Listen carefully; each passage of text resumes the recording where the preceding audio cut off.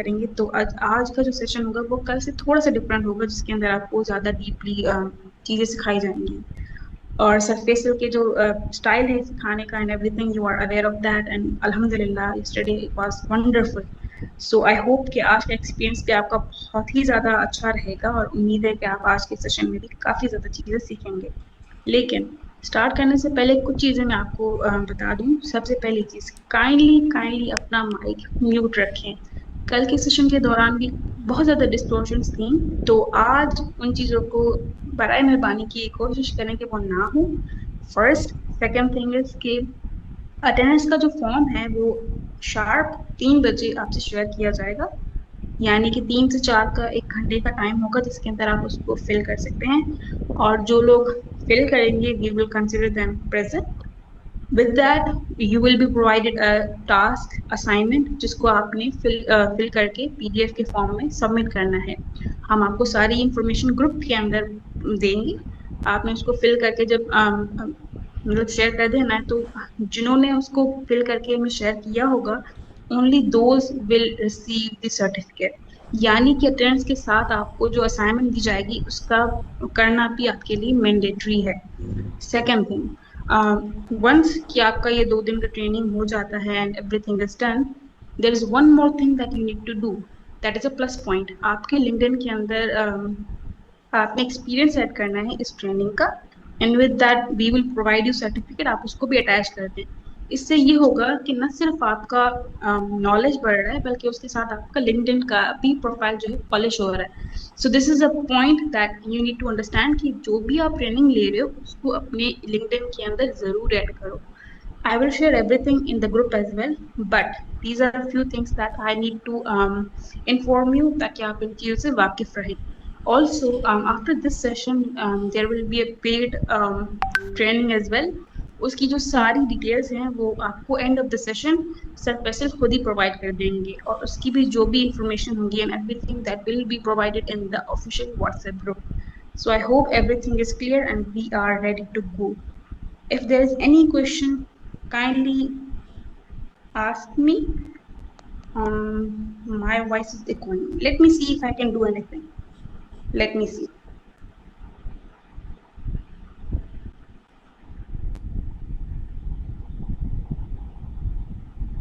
Is it better now? Assignment का जो content होगा ना, वो सारा आज सेशन के आखिर में सर आपसे शेयर करेंगे, ठीक है? और वो एक प्रॉपरली जो है एक पीडीएफ होगा, यानी कि पीडीएफ जिसके अंदर सारे क्वेश्चंस एंड एवरीथिंग वो लिखे होंगे। मैं आपसे वो शेयर कर दूंगी ग्रुप के अंदर, एंड आई थिंक सो एक वीक का जो है आपको पीरियड दिया जाएगा जिसके अंदर आपने उसको फिल करना है, यानी कि उसको सॉल्व करके then you have to submit it through email, ठीक है? आप जब उसको सबमिट कर दोगे हमारे पास, तो वो लिस्ट आ जाएगी जिन्होंने जो है वो किया है, एंड आफ्टर दैट हम आपको आपका जो ट्रेनिंग का सर्टिफिकेट है वो प्रोवाइड करेंगे, ठीक है? So if it is clear, thank you so much. Okay, I have one question, जी जी Zoha. जी। Uh, uh, आप क्या असाइनमेंट का कंटेंट बता सकती हैं या आप असाइनमेंट का ग्रुप कंटेंट सर खुद ही शेयर करेंगे आफ्टर द सेशन एंड। ठीक है? ओके, थैंक ठीक यू है सो मच। थैंक जी, यू, थैंक क्योंकि वो ट्रेनिंग के बाद का जो होगा, सर के इल्म में है वो चीज, तो वो आपसे खुद ही पूरा शेयर करेंगे। ठीक है, thank you so much. Western is major now. Thank you so much everyone, and just few more minutes we are waiting for sir to join in, and after that we will officially start now.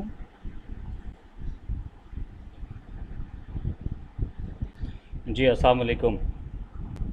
This is Faisal Sheikh. How are you, Zoha, and how are you, everyone? Alhamdulillah sir, we were waiting for you. Thank you so much. Thank you so much sir, and we are ready to go now. Okay, that's great. That's wonderful. So, Bismillah ar-Rahman ar-Rahim. अस्सलाम वालेकुम everyone. I hope आप सब लोग खैरियत से होंगे। और जोहा ने बहुत अच्छे से जो है वो ब्रीफ कर दिया है पिछले सेशन का भी, इस सेशन के बारे में भी कि इस सेशन में हम लोग क्या पढ़ने जा रहे हैं, what we are going to learn in this session.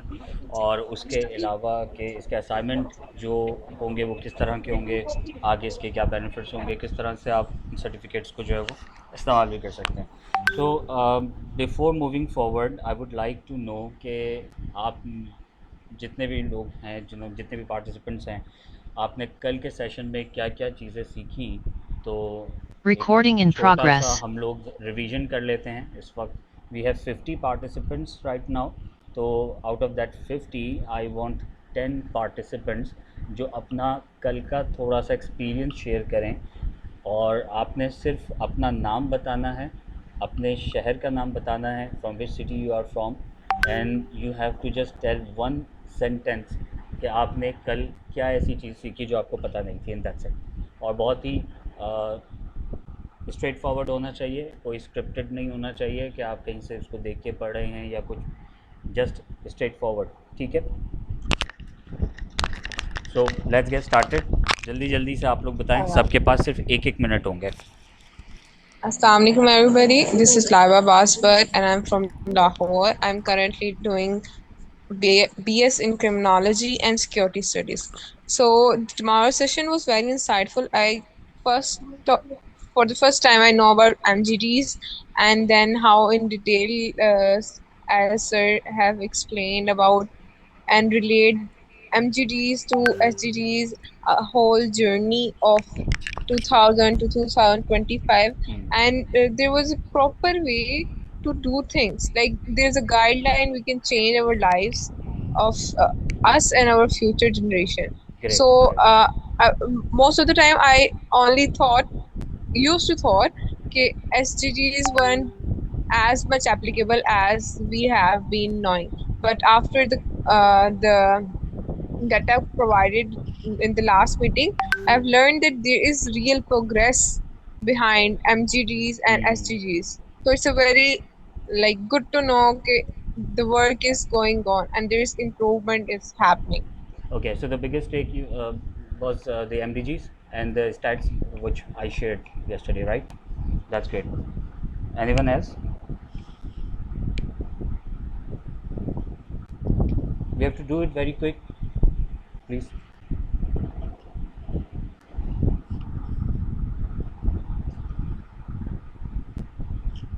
और किसी ने कुछ नहीं सीखा?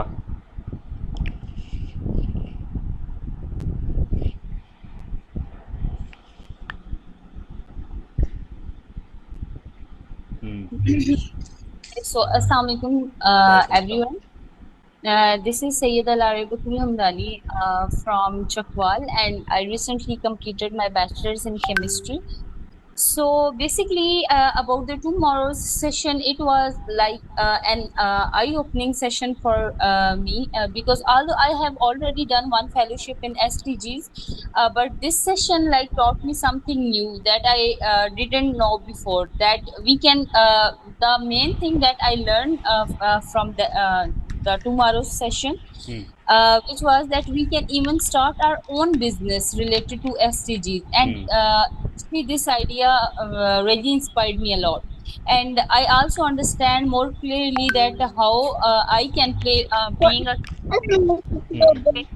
SDGs as a chemistry student. Like tomorrow I have idea that I can work on like clean the water and waste reduction. So I think these are the real ways we can make a difference in our field. So the session was very interactive, and I really I'm very thankful to you, Sir Faisal, for like explaining the everything in such a simple and practical way. Thank you. Thank you so much. And where are you from? I'm from Chakwal. Right. Anybody else want to share? Excuse me, can I share mine? Yeah, sure, Adina. Okay. Assalamu alaikum. My name is Adina. I live in the United Arab Emirates, and I'm the smallest one in this meeting. And yesterday's session was very remarkable.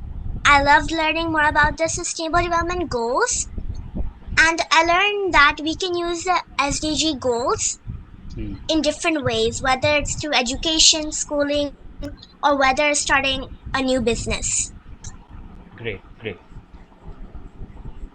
Anybody else? 2 more.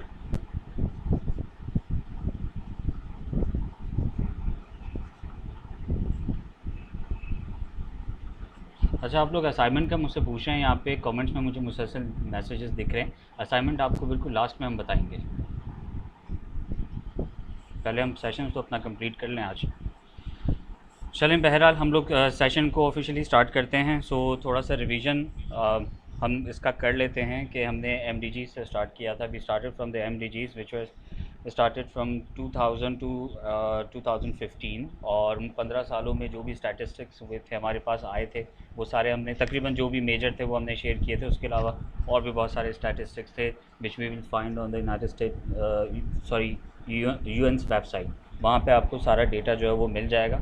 उसके अलावा आज हम लोग जो हैं वो global index की भी बात करेंगे, और ग्लोबल इंडेक्स बेसिकली क्या होता है, वो कैसे काम करता है, उसका फ़ायदा क्या है, और हम वहाँ पे कैसे रजिस्टर हो सकते हैं as a nation, as a country. वहाँ पे इंडिविजुअल नहीं होते, वहाँ पे इदारे ही होते हैं। तो वो बेसिकली काम किस तरह से करता है उसके ऊपर भी हम लोग डिस्कस करेंगे, ठीक है।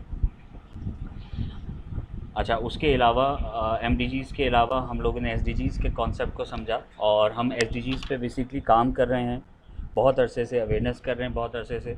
लेकिन वही जो मैंने कल एक बात आपसे डिस्कस की थी कि we don't know about MDGs, तो फिर हम SDGs पर कैसे काम कर सकते हैं।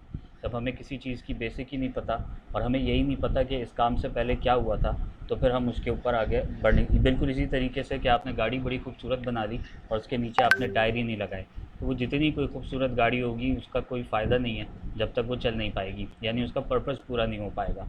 So that's the relatable example. और दूसरा ये है कि एक और ख़ास चीज़ कि हम किस तरह से SDGs में कंट्रीब्यूट कर सकते हैं। अक्सर सवाल आता है लोगों का कि ये किसका काम है, ये हमारा काम नहीं है, ये तो गवर्नमेंट का काम है, ये तो इदारों का काम है, तो NGOs का काम है, एक आम आदमी थोड़ी ये काम करेगा। तो वो भी हमारा कॉन्सेप्ट क्लियर हो गया कि एक आम सिविलियन जो है वो इस पर किस तरह से काम कर सकता है, और ना सिर्फ काम कर सकता है बल्कि बेनिफिट कैसे ले सकता है, और किन किन तरीक़ों से they can join SDGs as a professional, ठीक है, as a businessman, as a consultant, as a trainer, whatsoever. तो अगर आप जॉब करना चाहते हैं, आपका माइंड बिज़नेस की तरफ नहीं है, you don't want to become a consultant of SDGs, आप पॉलिसी मेकिंग की तरफ नहीं जा सकते, नहीं जाना चाहते, आप क्लाइंट डीलिंग नहीं करना चाहते, you want a good job, a handsome job, तो this is a right direction for you. पहले एक वक्त था कि टेक्सटाइल के ऊपर जो है वो बहुत ज़्यादा बूस्ट था, लोग हर बंदा जो है टेक्सटाइल डिज़ाइनिंग और टेक्सटाइल केमिकल डिज़ाइनिंग, केमिकल के अंदर उसके अंदर जा रहा था कि टेक्सटाइल बहुत तेज़ी से बूम कर रहा। उसके बाद टेक्सटाइल थोड़ा सा नीचे आया तो फिर अकाउंट्स बहुत ऊपर गया, फिर CA, ACCA, हर कोई जो है वो अकाउंटेंट बनने के लिए तैयार हो गया, तो उसके अंदर वो चला गया। उसके बाद IT का एक बूम आया और अभी भी उसका चल रहा है, तो हर कोई जो है वो IT में जा रहा है। लेकिन फ्यूचर जो है वो सस्टेनेबिलिटी है, और ये आगे के लिए एक अच्छा करियर है जिसको आप स्टार्ट कर सकते हैं। So if you are good in SDGs, आप पॉलिसी पढ़ना जानते हैं, समझना जानते हैं, आप रिसर्च करना जानते हैं, और आप MDGs को अच्छे से समझ सकते हैं, आप इकोनॉमीज़ को समझ सकते हैं, आप स्टैटिस्टिक्स के ऊपर यानी कि बिग डेटा के ऊपर काम कर सकते हैं, आपको ये पता है दुनिया में क्या चल रहा है, सोशल नॉलेज आपकी ज़्यादा है, और आप SDGs को और अच्छे से समझ पाएँ, उनके गोल्स, टारगेट्स और इंडिकेटर्स को आप पढ़ लें, उसको समझ लें, तो आपको एक बहुत ही ज़बरदस्त जॉब मिल सकती है किसी भी कंपनी के अंदर। और इंटरनेशनली इसका बूस्ट बहुत ज़्यादा है, पाकिस्तान में भी ये शुरू हुआ है, और इंटरनेशनली देखा जाए तो ये मार्केट स्टेबल हो चुकी है। और जैसे मैंने आपको कल के सेशन में बताया था कि every industry have started their new department, जिसका नाम उन्होंने रखा है sustainability department. Previously it was CSR department, corporate social responsibility, और अब जो है वो एक नया डिपार्टमेंट आ गया है, ख़ास करके टेक्सटाइल इंडस्ट्री के अंदर और फार्मास्यूटिकल के अंदर। उसके अलावा और भी काफ़ी सारी इंडस्ट्रीज़ हैं जिसके अंदर ये डिपार्टमेंट ऐड होता जा रहा है, और इस डिपार्टमेंट का काम सिर्फ कंपनी की सस्टेनेबिलिटी को मेंटेन करना है, सप्लाई चेन को सस्टेनेबल बनाना है, प्रोडक्शन को सस्टेनेबल बनाना है, और उसके अलावा जो भी उनके ऑपरेशंस हैं, इंटरनल ऑपरेशंस हैं, उसको सस्टेनेबल बनाना है। बैंक्स ने भी ये डिपार्टमेंट स्टार्ट कर दिया है और इस डिपार्टमेंट में बहुत तेज़ी से हायरिंग हो रही है। जो इस डिपार्टमेंट का हेड होगा वो कहलाएगा चीफ सस्टेनेबिलिटी ऑफिसर, ठीक है। और उसके बाद फिर वो सस्टेनेबिलिटी सब ऑफिसर्स और उसके सस्टेनेबिलिटी मैनेजर्स, सस्टेनेबिलिटी इंटर्न्स, और फिर सस्टेनेबिलिटी से रेलेवेंट बहुत बड़ी जो है टीम जो है वो बनना शुरू हो जाएगी डिपार्टमेंट में। सो ये एक प्लस पॉइंट है, एक नई इंडस्ट्री आप समझ सकते हैं कि ये डेवलप हो रही है हर बिज़नेस के अंदर, हर बिज़नेस मॉडल के अंदर, ठीक है जी। अब जैसे फॉर एग्जांपल मैं आपको बताऊं कि स्टेट बैंक ऑफ पाकिस्तान की एक पॉलिसी है ग्रीन बैंकिंग गाइडलाइंस, जो तकरीबन आज से कोई 5 साल पहले मैंने तमाम बैंक्स के जो CEOs थे, जितने भी एग्जीक्यूटिव्स थे, उनको मैंने ये पढ़ाई थी। और स्टेट बैंक की ये पॉलिसी बेसिकली कहती है कि आप अपने तमाम ऑपरेशंस ग्रीन बैंकिंग गाइडलाइंस के मुताबिक कर दें, यानी पेपर का कम इस्तेमाल करें, और भी बहुत सारी उसमें जो है वो चीज़ें थी, ठीक है। तो उस पॉलिसी में भी यही बात की जा रही है कि सस्टेनेबिलिटी को ऑर्गेनाइजेशन के इनसाइड एंड आउटसाइड किस तरह से जो है वो ऐड किया जा सकता है। तो ये एक सबसे बड़ा जो पार्ट है वो ये है कि you can find a good job अगर आप SDGs को बेहतर तरीके से समझ लें, ठीक है। SDGs में ज़्यादातर आपको वीडियोस मिल जाएंगी, कुछ आपको सेशंस मिल जाएंगे, उसमें सिर्फ ये बताया जाएगा SDG है, इसके 17 गोल्स हैं, इसके इतने इंडिकेटर्स हैं और इसके इतने टारगेट्स हैं, और इसमें जो है वो एजुकेशन को बेहतर करना है। अब कैसे करना है, किस तरह से करना है, कौन से इदारे शामिल होंगे, पॉलिसी कैसे बनाई जाएगी, उसको इम्प्लीमेंट कैसे किया जाएगा, और सबसे मज़े की बात कि मेजर जो पॉइंट वो है वो ये है कि इसके टारगेट और इंडिकेटर को सही तरीके से समझना। असल चीज़ ये है, लिखा हुआ कुछ और होता है, लेकिन जब हम उसकी डेप्थ में जाते हैं तो फिर हमें पता चलता है इसका मतलब तो ये था। अब वो मतलब क्या था वो हम आज के सेशन में इंशाल्लाह सीखेंगे। तमाम गोल्स को हम इंडिविजुअली देखेंगे कि इसके अंदर क्या कहा जा रहा है, और उसको कंपेयर करेंगे कि पिछले जो हमारे पास MDGs आए थे वो क्या कहते थे और अब SDGs क्या कह रहे हैं। तो they both are directly connected, ये दोनों कनेक्टेड है। बिल्कुल इसी तरह से कि जब हम स्कूल को ज्वाइन करते हैं 2-3 साल की उम्र में तो हमें ABCD सिखाई जाती है, जब हम 1 क्लास में आते हैं तो हमें उनसे छोटे वर्ड्स बनाने सिखाए जाते हैं, जब हम और बड़ी क्लास में आते हैं तो हमें सेंटेंस बनाने सिखाए जाते हैं, फिर हम और आगे जाते हैं तो हमें एसेस लिखने सिखाए जाते हैं, और इसी तरह से फिर हम आगे चले जाते हैं यूनिवर्सिटी में रिसर्चेस वगैरह हम कर रहे होते हैं। तो अगर हम डायरेक्ट स्कूल से 9 मैट्रिक में चले जाएंगे तो डेफिनेटली हमें कुछ समझ ही नहीं आएगा, हम बैठ ही नहीं पाएंगे वहाँ पे, हम सीख ही नहीं पाएंगे, टीचर बोलता रहेगा, हमें पता ही नहीं होगा इसकी बेस क्या है, ये किस बेस पे बात हो रही है और हमें कहाँ से स्टार्ट करना है। तो जब भी हम SDGs को एज अ प्रोफेशनल लेके चलना चाहेंगे तो हमें डेफिनेटली इसका बिल्कुल डेप्थ पता होना चाहिए, इसकी बेस पता होनी चाहिए, ये कहाँ से शुरू हुई, किसने शुरू की, कॉन्सेप्ट कहाँ से आया और अब तक इस पर क्या काम हो चुका है। So that's the only reason हमने इस फेलोशिप प्रोग्राम को डिज़ाइन किया है ताकि लोगों को सही तरीके से नॉलेज हो सके। तो बहरहाल दूसरा जो दूसरी चीज़ है, जॉब के अलावा आप क्या कर सकते हैं, अगर आप ट्रेनर ऑलरेडी हैं तो आपके लिए एक बहुत अच्छी अपॉर्चुनिटी है कि आप इसको और अच्छे से सीख कर अपने पोर्टफोलियो का हिस्सा बनाएं, और आप इसकी ट्रेनिंग्स प्रोवाइड करें, आप इसकी कंसल्टेंसी प्रोवाइड करें, और आप इसकी पॉलिसी मेकिंग करें। अच्छा, अब यहाँ पर अगर हम बात करते हैं ट्रेनिंग कौन लेगा इसकी, अगर आप ट्रेनर बन जाते हैं SDGs के, ट्रेनिंग इसकी कौन लेगा, कंसल्टेंसी कौन लेगा और पॉलिसीज़ कौन लेगा। तो ये इसकी ट्रेनिंग एक आम आदमी भी लेगा, जैसे कि इस वक्त मैं ट्रेनिंग दे रहा हूँ और आप लोग इस ट्रेनिंग को कंडक्ट कर रहे हैं, तो कोई भी इंसान इसकी ट्रेनिंग लेगा। तो उसके लिए हमारे पास एक बहुत बड़ी मार्केट मौजूद है। उसके बाद अगर हम कंसल्टेंसी की बात पे आते हैं तो कंसल्टेंसी आम आदमी नहीं लेगा, वो कॉर्पोरेट्स लेंगी। यानी फॉर एग्जांपल आपका बहुत अच्छा एक्सपोजर हो जाता है SDGs का, आपकी बड़ी अच्छी नॉलेज हो जाती है, आपने बड़ी अच्छी रिसर्च कर ली, अब क्या होगा कि आप कंपनीज़ को कंसल्टेंसी देंगे। कैसे देंगे? ये इंटरनेशनल पॉलिसीज़ आ चुकी हैं, ठीक है, UN ने भी दे दी हैं, UNESCO ने, सब ने, सारे इदारों ने इंटरनेशनल पॉलिसीज़ दे दी हैं कि अगर आपकी कंपनी, चाहे वो मैन्युफैक्चरिंग हो या सर्विस प्रोवाइडिंग कंपनी हो, वो सस्टेनेबिलिटी की तरफ नहीं है तो वो इंटरनेशनल बिज़नेस नहीं कर सकती। तो अब डेफिनेटली वो कंपनी जिनको SDG का पता ही कुछ नहीं है, they will hire you as a consultant, ठीक है। तो वो आपसे कंसल्टेंसी लेंगे।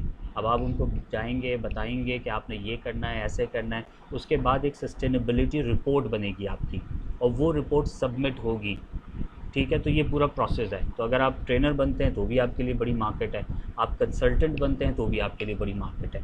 तीसरा लास्ट स्टेप आ जाता है इस लाइन में, वो आ जाता है पॉलिसी मेकर। वो ज़्यादातर आपसे बैंक्स लेंगे या गवर्नमेंट इदारे लेंगे, उसमें आपको टाइम लगेगा। पहले आप ट्रेनर बनेंगे, अपना एक्सपीरियंस बढ़ाएंगे, फिर आप कंसल्टेंट बनेंगे, फिर आप एक्सपीरियंस गेन करेंगे, अपना पोर्टफोलियो जो है वो बनाएंगे कि आपने 15, 20, 25 कंपनीज़ को कंसल्टेंसी दी हुई है। फिर आप पॉलिसी मेकिंग की तरफ जाएंगे और फिर आप बड़े इदारों को जो है वो पॉलिसीज़ बनाकर दे सकते हैं। फॉर एग्ज़ाम्पल कोई यूनिवर्सिटी है, गवर्नमेंट यूनिवर्सिटी हो या प्राइवेट हो, आप उनका क्यूरिकुलम को डिज़ाइन कर सकते हैं एज़ पर SDG गाइडलाइंस। आप उनको पॉलिसीज़ बना के दे सकते हैं कि आप अपनी यूनिवर्सिटी को किस तरह चलाएंगे। आप किसी भी डिपार्टमेंट को पॉलिसीज़ दे सकते हैं, आप किसी दूसरी गवर्नमेंट को दे सकते हैं, पाकिस्तान के अलावा आप किसी दूसरे मुल्क की गवर्नमेंट को पॉलिसीज़ दे सकते हैं। आप इंटरनेशनल रिसर्च सेंटर्स को पॉलिसीज़ और केस स्टडीज़ बना के दे सकते हैं। और ये एक केस स्टडी या ये एक वाइट पेपर जो है वो 30 40 हज़ार डॉलर का बिक रहा होता है मार्केट के अंदर। तो ये कोई छोटा मोटा काम नहीं है कि आप जैसे ये it's not like a freelance कि आपने एक छोटा सा काम किया, आपको $500, $200, $1000 मिल गए। ये पेपर्स जो हैं वो 10-10, 20-20, 40-40 हज़ार डॉलर के बिक रहे होते हैं। एज इट डिपेंड्स ऑन कि आप किसको बेच रहे हैं, कितना बड़ा पेपर है, प्रॉब्लम कितना बड़ा था, प्रॉब्लम स्टेटमेंट क्या थी, उसका सोल्यूशन कितना बड़ा है और उससे कितना बड़ा इम्पैक्ट आने वाला है। तो इट डिपेंड्स ऑन दैट कि उसके ऊपर रिसर्च कितनी हुई हुई है, उसके ऊपर जो है वो सर्वे कितना बड़ा किया गया है, ये सारी चीज़ें उस पर डिपेंड करती हैं। तो सारी चीज़ें इंशाल्लाह हम आगे जो है वो सीख रहे होंगे, जो हमारा कोर्स होगा कंप्लीट, उसके अंदर ये सारी चीज़ें हम सीख रहे होंगे।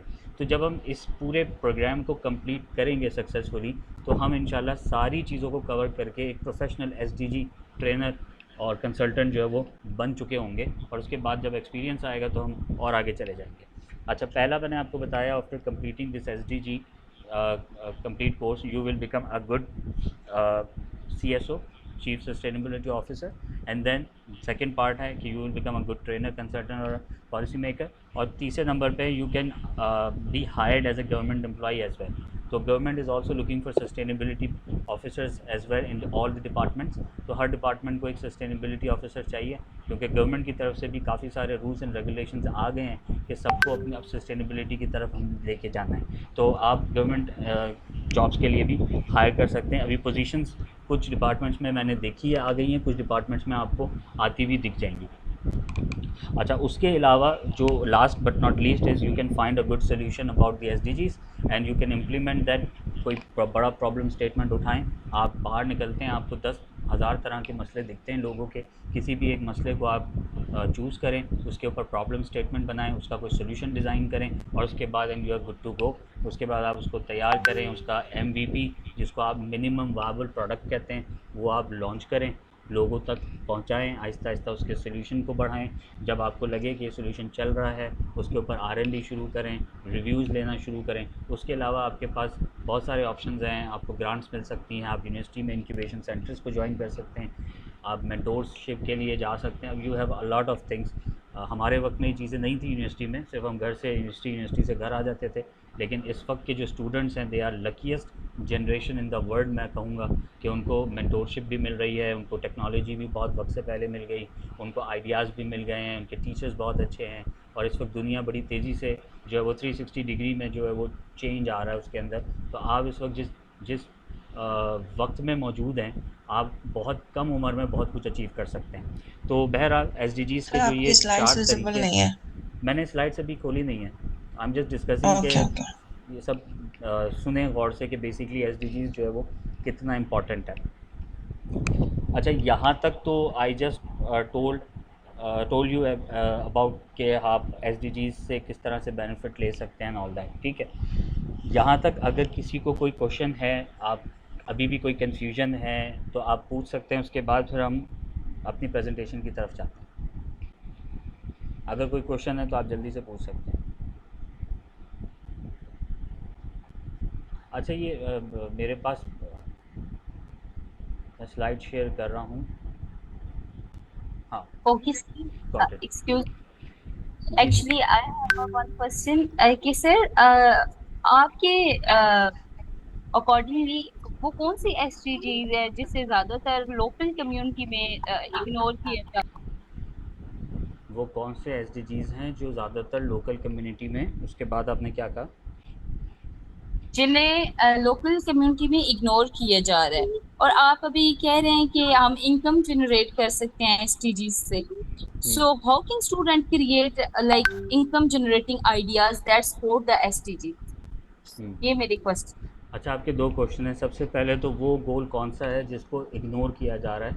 मेरे हिसाब से तो तकरीबन सारे ही गोल्स हैं जिसको इग्नोर किया जा रहा है, लेकिन अगर स्टैटिस्टिकली मैं देखूं तो सबसे ज़्यादा इग्नोरेबल गोल जो है वो गोल नंबर 16 है, पीस एंड जस्टिस, जिसके ऊपर कोई काम नहीं हो रहा। बाकी तमाम गोल्स के ऊपर थोड़ा थोड़ा काम हो रहा है। और अगर मैं ये बोलूँ कि कौन से ऐसे गोल है जिसमें सबसे ज़्यादा काम हो रहा है, तो उसमें गोल नंबर 4 एजुकेशन है, गोल नंबर 3 जो है वो हमारा क्या कहते हैं हेल्थ एंड वेलबींग है, उसमें काम हो रहा है, और उसके अलावा हमारा जो है वो जेंडर इक्वालिटी पे। ये 3 वो गोल्स हैं जिसके अंदर सबसे ज़्यादा काम हो रहा है, और सबसे कम जिसमें काम हो रहा है वो गोल नंबर 16 है, पीस जस्टिस पे।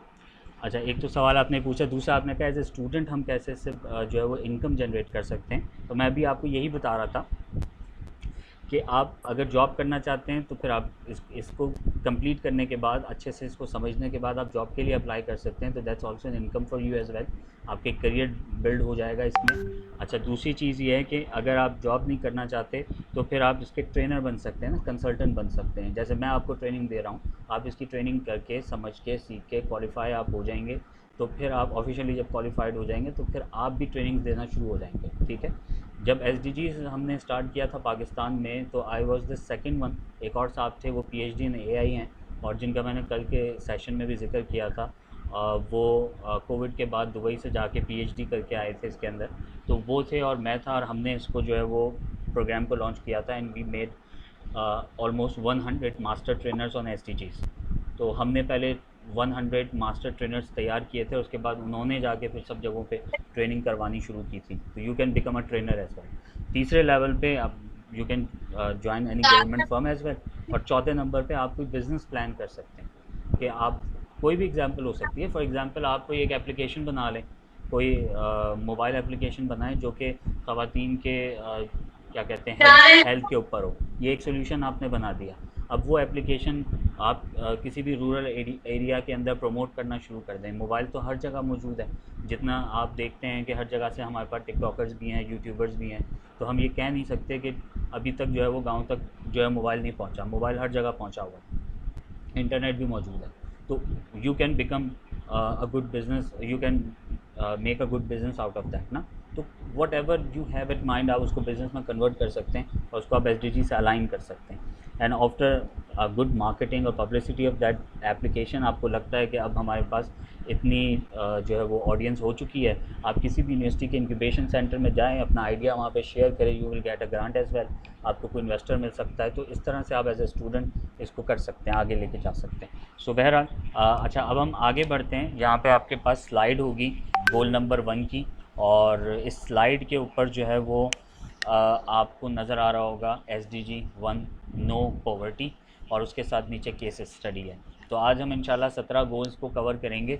इन तमाम गोल्स को हम थोड़ा सा डीपली डिस्कस करेंगे। जो मुझे लगेगा कि ज़्यादा डिस्कसेबल है उसको आज हम करेंगे, क्योंकि 17 गोल्स आई डोंट थिंक कि पॉसिबल हो पाएगा इन 1.5-2 घंटे के अंदर।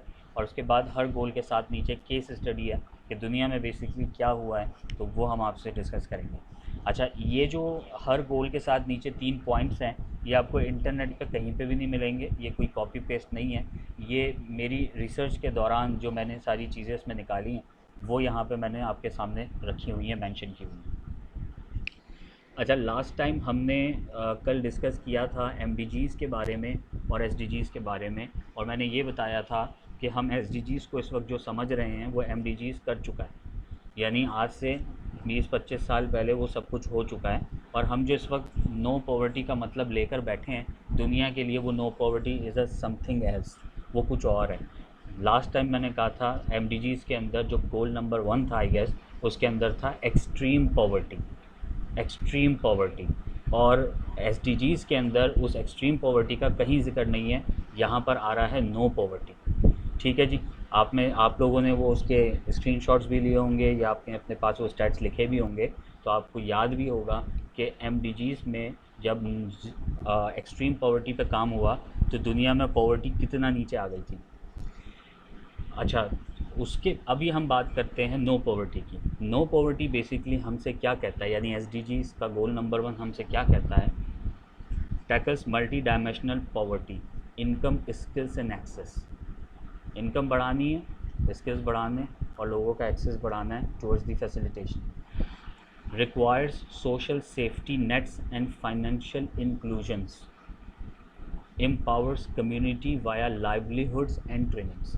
अब मुझे बताएं कि नो पॉवर्टी में यहाँ कोई ऐसा जिक्र नहीं आ रहा जहाँ पे आप लोगों की हेल्प करें, उनको कपड़े दें, उनको उठाएं, उनको आगे लेके जाएं, उनके लिए घर बनाएं। ये सारा कुछ MDGs में पूरी दुनिया कर चुकी है। अब वो आ गए हैं एक स्टेप आगे, इनकम कैसे बढ़ानी है लोगों की। ठीक है जी, पैसे बांटने थे वो हमने पहले कर लिए, MDGs में कर लिए। उनको स्टेबल करना था वो हम कर चुके, और पूरी दुनिया में एक्सट्रीम पॉवर्टी तकरीबन काफ़ी हद तक कम हो चुकी है। लेकिन अब उसका सेकंड स्टेप SDGs के अंदर मौजूद है, जो कि आपके सामने मैंने रख दिया। अब इसकी केस स्टडी क्या है? बेयर फूड कॉलेज है इंडिया में, और उन्होंने एम्पावर किया है रूरल वुमेंस को, ठीक है, और एज अ सोलर इंजीनियर्स, और उन्होंने अपलिफ्ट किया है 5 लाख लाइव्स को by training 15,000 plus women to install maintain solar systems. यानी उन्होंने ऐसे इंजीनियर्स तैयार किए हैं 15,000 ख़वातीन जिनकी वजह से 5 लाख ज़िंदगियाँ चेंज हुई हैं, और उन्होंने अपने ख़ानदान की हेल्प की है, और उन्होंने ये काम यहाँ पे किया हुआ। ठीक है जी। अच्छा, अब हम और आगे जाते हैं। ज़ीरो हंगर पहले था हमारे पास MDGs में, एक्सट्रीम पॉवर्टी और ज़ीरो और हंगर था। अब यहाँ पर आपके पास क्या आ रहा है? हम ज़ीरो हंगर जब हमारे जहन में आता है, अक्सर जब हम इसको पढ़ा रहे होते हैं, या मैं इसको पढ़ाने से पहले जब ऑडियंस से ये पूछता हूँ कि ज़ीरो हंगर सुन के आपके जहन में क्या आ रहा है, तो लोग कहते हैं कि भूखों को खाना खिलाना। लेकिन यहाँ पर ज़ीरो हंगर का मतलब कुछ और है। ज़ीरो हंगर जो हम समझते हैं वो MDGs में हो चुका। अब यहाँ पर promote sustainable agriculture and food production है, इसका मतलब ये है। ठीक है जी, इसका मतलब है जो फूड वेस्ट है उसको रिड्यूस करना। इसका मतलब है न्यूट्रिशन एक्सेस स्कूल्स में देना। अब आप देखेंगे कि इसका मतलब टोटली डिफरेंट है। हम समझते कुछ और थे, लेकिन निकला कुछ और।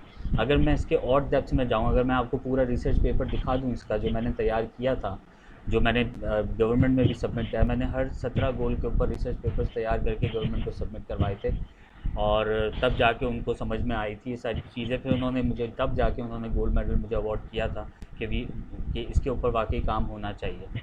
एक गोल के ऊपर जो रिसर्च पेपर है वो तकरीबन 300 पेजेस के तैयार किए थे कि इसका मतलब क्या है, और पाकिस्तान में हम कहाँ बैठे हैं, दुनिया में क्या हो चुका है, और हम क्या कुछ आगे कर सकते हैं, और क्या कुछ हमने करना है। तो वो सारा हमने तैयार, तो मैंने सिर्फ 3 पॉइंट्स अभी तो फ़िलहाल निकाले हैं, वैसे इसके बहुत बड़े बड़े पेपर्स हैं। अब ज़ीरो हंगर का बेसिकली SDG का मतलब ये है कि सस्टेनेबल एग्रीकल्चर की तरफ जाएं। आप यहाँ पर क्या करें कि आपका जो एग्रीकल्चर सिस्टम है उसको आप स्ट्रॉन्ग करें। बहुत सारी जगहों पे टनल फार्मिंग होती है। अभी भी बहुत सारे हमारे इलाके ऐसे हैं पाकिस्तान में जहाँ पर लेटेस्ट टेक्नोलॉजी से जो एग्रीकल्चर है उसको नहीं जो है वो किया जा रहा। फूड प्रोडक्शन बहुत कम हो रही है, या केमिकल्स बहुत ज़्यादा इस्तेमाल हो रहे हैं, लेकिन अब और पानी बहुत ज़्यादा ज़ाया हो जाता है हमारा। लेकिन टनल फार्मिंग के थ्रू क्लाइमेट को कंट्रोल करके, नमी को बरकरार करके, पानी कम इस्तेमाल किया जाता है और प्रोडक्शन को बहुत ज़्यादा बढ़ा दिया जाता है। उससे क्या होता है कि फ़ूड की प्रोडक्शन इतनी ज़्यादा हो जाती है कि फ़ूड की कॉस्ट बहुत कम हो जाती है, और जब कॉस्ट कम हो जाती है तो एक गरीब आदमी भी इसको ख़रीद के खा सकता है। तो बेसिकली ज़ीरो हंगर का SDGs के मतलब ये है। इसी तरह से जब हम और डेप्थ में इसके जाएंगे, इसके इंडिकेटर्स और टारगेट्स को पढ़ेंगे, तो हमें समझ में आएगा कि ज़ीरो हंगर और क्या क्या नई नई चीज़ें जो है वो हमें सिखा रहा है। मतलब हमारा जहन भी वहाँ तक नहीं जा रहा होता। इसी तरह से वेस्ट फूड की जो वेस्ट है उसको हमें रिड्यूस करना है। कैसे करना है उसका भी एक पूरा जो है वो सिस्टम तैयार जो है वो किया गया है। इसी तरह से न्यूट्रिशन एक्सेस जो है वो हमें थ्रू प्रोग्राम्स जो है वो प्रमोट करना है। ये भी इसी का ही पार्ट है ज़ीरो हंगर का। अब हमसे पहले जो जनरेशन थी, मेरे वालिद साहब जो है वो हमें बताते हैं अल्लाह उनको सेहत दे, तंदुरुस्ती दे। वो हमें बताते हैं कि हम जब स्कूल में थे तो हम स्कूल पहुंचते थे तो पहले तो हमारी पीटी हुआ करती थी, जो एक्सरसाइज वगैरह की जाती है, पीटी होती थी, असेंबली होती थी। उसके बाद हर बच्चे को एक गिलास दूध दिया जाता था और उसके साथ बादाम भी दिए, जहाँ जो अच्छे स्कूल होते थे वहाँ पे बादाम भी दिए जाते थे, ड्राई फ्रूट्स दिए जाते थे, और वरना दूध लाजमी होता था। तो इस टाइप के प्रोग्राम्स जो हैं वो पूरी दुनिया में हो रहे हैं, होते रहे हैं। आप जापान के सिस्टम को जाके देखें, जापान का जो स्कूलिंग सिस्टम है वो उस वक्त दुनिया का सबसे मशहूर स्कूलिंग सिस्टम है।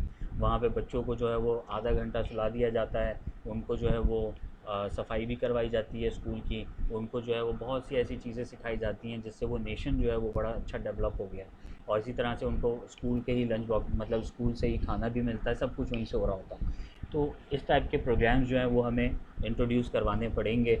और पाकिस्तान में ये पहले हुआ करते थे, फिर ये बीच में करप्शन की नज़र हो गए, उसके बाद फिर अभी भी शायद कुछ स्कूलों में हो रहे हैं, क्या है वॉटेवर।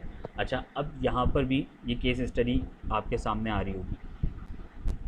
इसी तरह से जब हम गुड हेल्थ और वेल बीइंग की तरफ जाते हैं तो यहाँ पर आप देखेंगे कि क्या क्या चीज़ें जो हैं वो हमारे पास ऐड हुई हुई हैं। इक्विटेबल हेल्थ केयर एक्सेस आपने सबको देना है, ठीक है। और focus on reducing maternal and child mortality, इसके ऊपर बहुत ज़्यादा फोकस रहा है MDGs का भी और SDGs का भी, क्योंकि ये बहुत इंपॉर्टेंट पार्ट आ जाता है जब भी हम हेल्थ की बात करते हैं। अच्छा, उसके बाद आ जाते हैं supports mental health and epidemic preparedness. ये बड़ा इंपॉर्टेंट टॉपिक है। सबसे पहले तो मेंटल हेल्थ को हमें बहुत जो है वो मेंटेन करना है। ये लिंक होता है डायरेक्ट आपकी टेक्नोलॉजी से।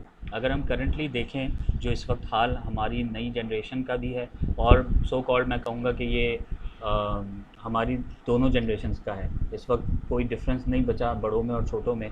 आप जहाँ भी जाएं सबके हाथ में मोबाइल होते हैं, वो 2-2 3-3 घंटे बैठ के स्क्रॉलिंग कर रहे होते हैं, जिसको आप डूम स्क्रॉलिंग कहते हैं। और हर तरह के स्टेटसेस आ रहे होते हैं, कभी थोड़ी देर बाद उसमें कोई गाना आ रहा होता है, थोड़ी देर के बाद उसमें कोई इमोशनल चीज़ आ जाती है, थोड़ी देर के बाद उसमें कोई एक्सीडेंट दिखा देते हैं, फिर थोड़ी देर के बाद उसमें कोई मजाकिया कोई चीज़ आ जाती है। ये आपके माइंड से खेल रहा होता है, आप कभी इमोशनल हो जाते हैं, कभी आपको हंसी आ जाती है।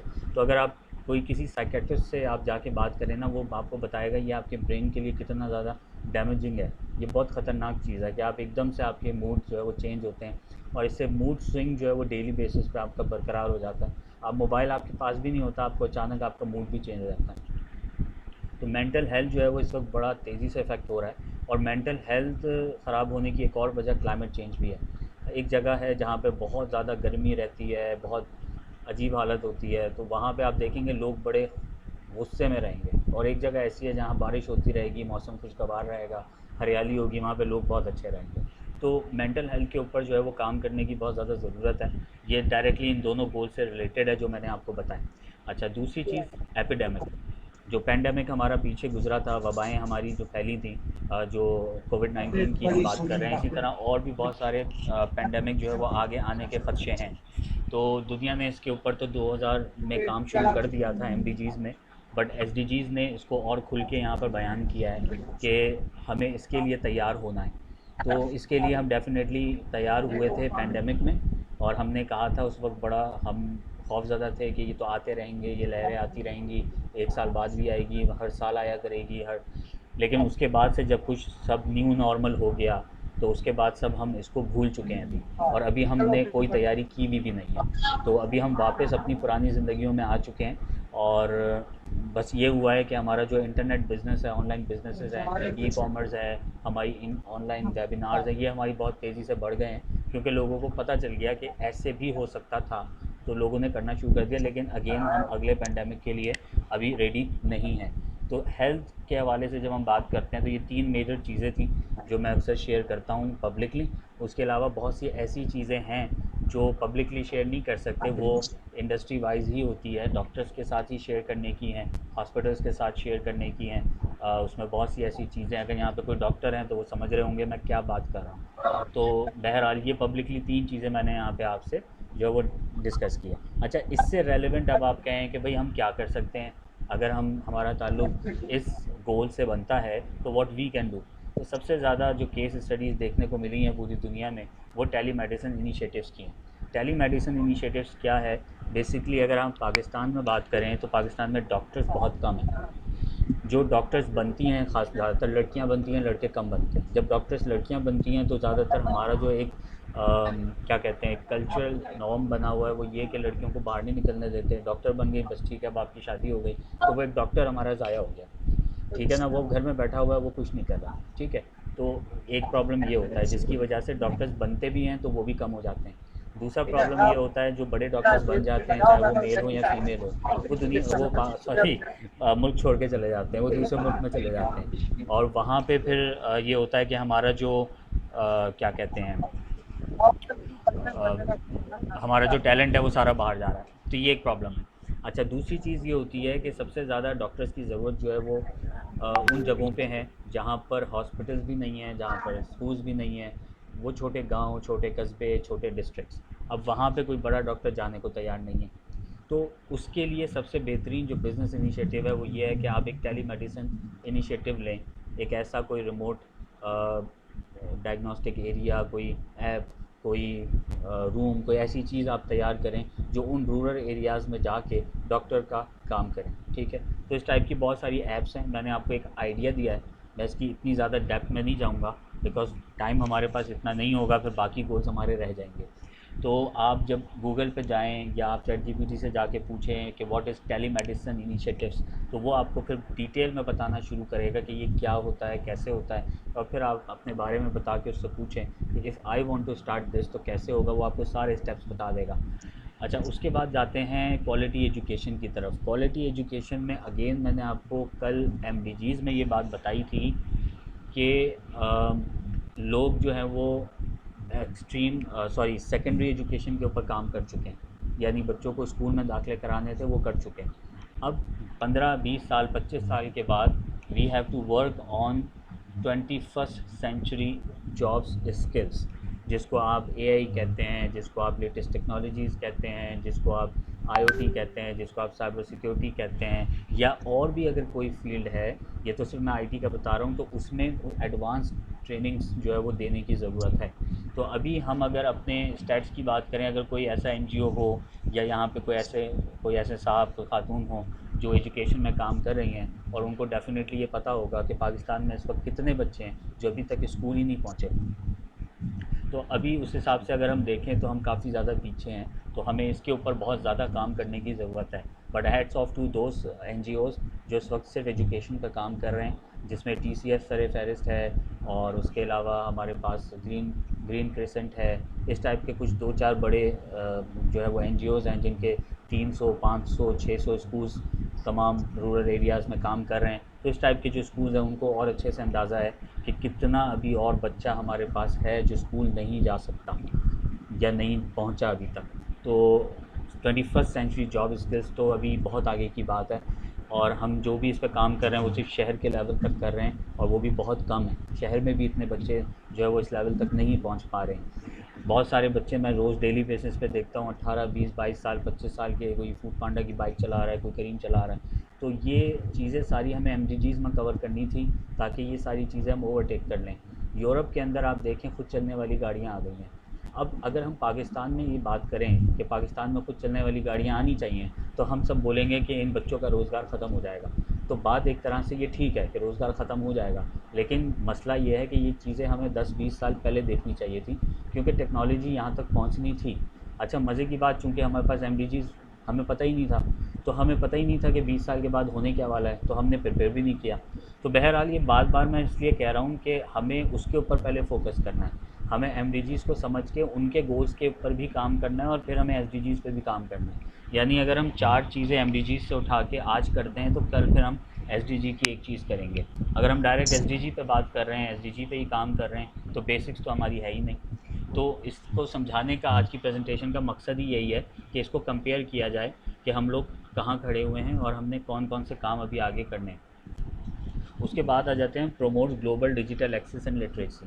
अब प्रोमोट ग्लोबल डिजिटल एक्सेस का यही मतलब है कि आज हम लोग एक साथ बैठे हुए हैं, हम सब अलग अलग शहरों से हैं, अलग अलग मुल्कों से हैं, और हम सब बैठ के ग्लोबल डिजिटल एक्सेस हमारे पास है, और हम लिटरेसी एक्सचेंज कर रहे हैं कि मेरे पास जो नॉलेज है वो एक जो है वो किसी और मुल्क में बैठा हुआ शख्स मुझसे ले रहा है, और जो उसके पास नॉलेज है वो मैं यहाँ पर बैठ के ले रहा हूँ। तो ये सारे प्रोसेसेस हैं जो कि एसडीजी का गोल 4 यानी क्वालिटी एजुकेशन हमें देता है। अच्छा, इसका एक केस स्टडी जो फ्रीक्वेंटली हमें मिलता है वो खान एकेडमी का मिलता है, जो फ्री क्वालिटी एजुकेशन देता है मिलियंस ऑफ लोगों को, और जो वर्ल्ड वाइड गैप जो है वो कम कर रहा है। इसके अलावा यूडेमी भी इसका पार्ट है, लेकिन खान एकेडमी को इसलिए कहा जाता है क्योंकि ये ऑलमोस्ट नहीं, आई गेस 100% फ्री है। और इसी तरह दूसरे भी मॉडल्स हैं, तो वो बिज़नेस मॉडल्स हैं, लेकिन वो भी यही काम कर रहे हैं, उनकी कंट्रीब्यूशन भी एसडीजी के अंदर ही काउंट होगी, अब चाहे वो बिज़नेस जनरेट करें या ना करें, ठीक है। अच्छा, उसके बाद हम आते हैं गोल नंबर 5 में, जेंडर इक्वालिटी में। जेंडर इक्वालिटी की जब हम बात करते हैं तो अक्सर हम एक ही बात करते हैं कि ख़वातीन को एम्पावर करना, ख़वातीन को आगे बढ़ाना, उनकी एजुकेशन, लेकिन जेंडर यहाँ कहीं पे भी मेल इक्वालिटी या फीमेल इक्वालिटी नहीं लिखा, यहाँ पे जेंडर इक्वालिटी लिखा हुआ है। बहुत से ऐसी जगह हैं जहाँ पे मैंने देखा है बेचारे सीधे साधे मर्द होते हैं, वो औरतों से पिट रहे होते हैं। और बहुत सारी और दूसरी चीज़ एक और है, यहाँ पे जेंडर की जब बात हो रही है तो यहाँ पे 3 जेंडर्स की बात हो रही है, यहाँ पे 2 जेंडर्स की बात नहीं हो रही। तो पिछले दिनों हमने देखा था कि जो थर्ड जेंडर के ऊपर बड़े जुल्म होते हैं, और 2-3 वीडियोस बड़ी वायरल भी हुई हैं, बेचारों को मारा भी, और बहुत सारे आदमी थे उन्होंने उसको बहुत ज़बरदस्त किया। तो यहाँ पे जेंडर इक्वालिटी की बात हो रही है, तो ये तीनों जेंडर की बात है। सबसे पहले तो ये चीज़ हम क्लियर कर लें। दूसरी चीज़ फिर अगेन वो वुमेन एम्पावरमेंट और लीडरशिप इसमें ऑलरेडी मेंशन हुआ है। इकोनॉमिक और पॉलिटिकल पार्टीज़ में भी हम उनको पुश कर सकते हैं, वो भी पाकिस्तान में बहुत अच्छे से, पाकिस्तान में पूरी दुनिया में ही बहुत अच्छे से जो है वो चल रही है। पाकिस्तान में आप देख सकते हैं वुमेन जो है वो तकरीबन हर जगह बैठी हुई हैं माशाल्लाह से। हमारे पास ऐवानों में भी बैठी हुई हैं, एडवोकेट्स भी बनी हुई हैं, बैरिस्टर्स भी बनी हुई हैं, हमारे पास बहुत सारी हैं। तो इसके ऊपर तो बहुत ज़्यादा काम हो रहा है, मैं कहता हूँ हद से ज़्यादा काम हो रहा है, और बहुत अच्छा काम हो रहा है। अच्छा, उसके अलावा अच्छा यहाँ पर नीचे आप इसका केस स्टडी देख लें। आइकिया आपने नाम सुना होगा, नहीं सुना तो आप इसको गूगल कर लें। इंटरनेशनल ब्रांड है बहुत बड़ा आइकिया। इसने पार्टनरशिप की है इस ऑर्गेनाइजेशन के साथ, और इसने कहा है कि मैं 1000 फीमेल आर्टिसंस जो है वो एम्पावर करूँगा, और उसमें हम ऑफ़र करेंगे उनको अच्छी इनकम और को ऑनरशिप। तो ये एक अच्छा इनिशिएटिव है। तो इस तरह से कोई भी ऑर्गेनाइजेशन ये काम कर सकती है। फॉर एग्ज़ाम्पल जैसे के इलेक्ट्रिक ने ये काम किया, उसके अलावा सुई गैस ने ये काम किया हुआ है, और बहुत सारे इदारे हैं जो गवर्नमेंट के भी और प्राइवेट कंपनीज़ हैं, कुछ बैंक्स हैं जो उसके ऊपर काम कर रही हैं। और उन्होंने क्या किया है कि विमेन लेड जो स्टार्टअप्स हैं उनको वो सपोर्ट करते हैं, उनके अकाउंट्स जल्दी बना लेते हैं, उनको बैंक चेक्स क्रेडिट कार्ड्स वगैरह फ्री दे देते हैं, उसके कोई चार्जेस नहीं लेते, ट्रांजैक्शन चार्जेस नहीं ले रहे होते, पे ऑर्डर के चार्जेस नहीं ले रहे। इस टाइप की चीज़ें जो हैं बैंक्स कर रहे हैं, तो उनकी भी जो ये कंट्रीब्यूशन है वो डायरेक्टली जेंडर इक्वालिटी के अंदर जो है वो ऐड हो रही है। इसी तरह से अगर कोई ऐप है तो वो अगर ख़वातीन के लिए काम कर रही है या थर्ड जेंडर के लिए काम कर रही है, तो वो भी इसी के अंदर लाई करती है। इनफैक्ट कि जैसे ये ऑर्गेनाइजेशन हमारे पास यस यू कैन ऑर्गेनाइजेशन है, ये ख़वातीन के हवाले से जो है वो फ्री कोर्सेज़ ऑर्गेनाइज़ करवा रहे हैं, और जो है उनको प्रमोट कर रहे हैं, उनके बिज़नेस को प्रमोट कर रहे हैं। तो ये भी जेंडर इक्वालिटी के अंदर लाई कर रहा है। तो इस तरह के बहुत सारी चीज़ें आप बना सकते हैं, इसके कोई बिज़नेस आइडियाज़ बना सकते हैं। अगर आप इसको फ्री करना चाहें फ्री कर सकते हैं, आप इसकी कोई ऐप बना के उसके कोई चार्जेस लेना चाहें चार्जेस ले सकते हैं। तो ये बिज़नेस स्ट्रीम भी बन जाएगा, और आप इसको डायरेक्टली जो है वो अपने पास ऐड भी कर सकते हैं। इसी तरीके से हम थोड़ा सा और आगे जाते हैं। क्लीन वाटर एंड सैनिटेशन की जब हम बात करते हैं तो यहाँ पे ensure safe drinking water and sanitation आ जाता है। हाइजीन एंड डिजीज़ प्रिवेंशन के बारे में आपने यहाँ अवेयरनेस भी देनी है, लोगों को आगाह करना है, इसके ऊपर काम भी करना है।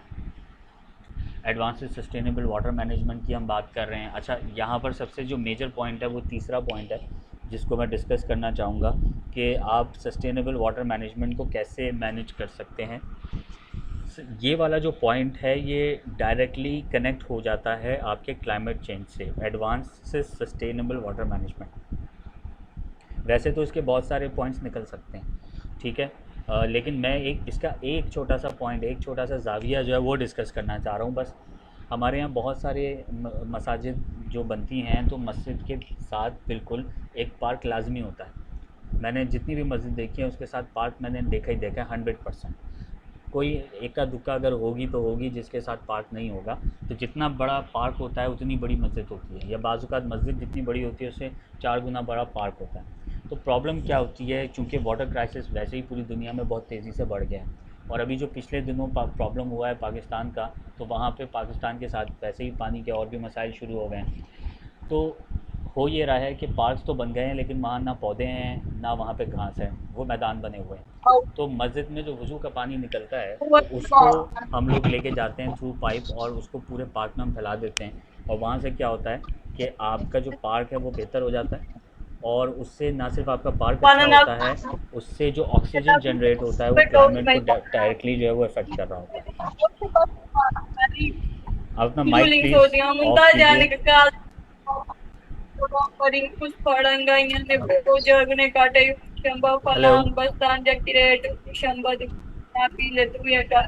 महसूमा बात कर रही हैं।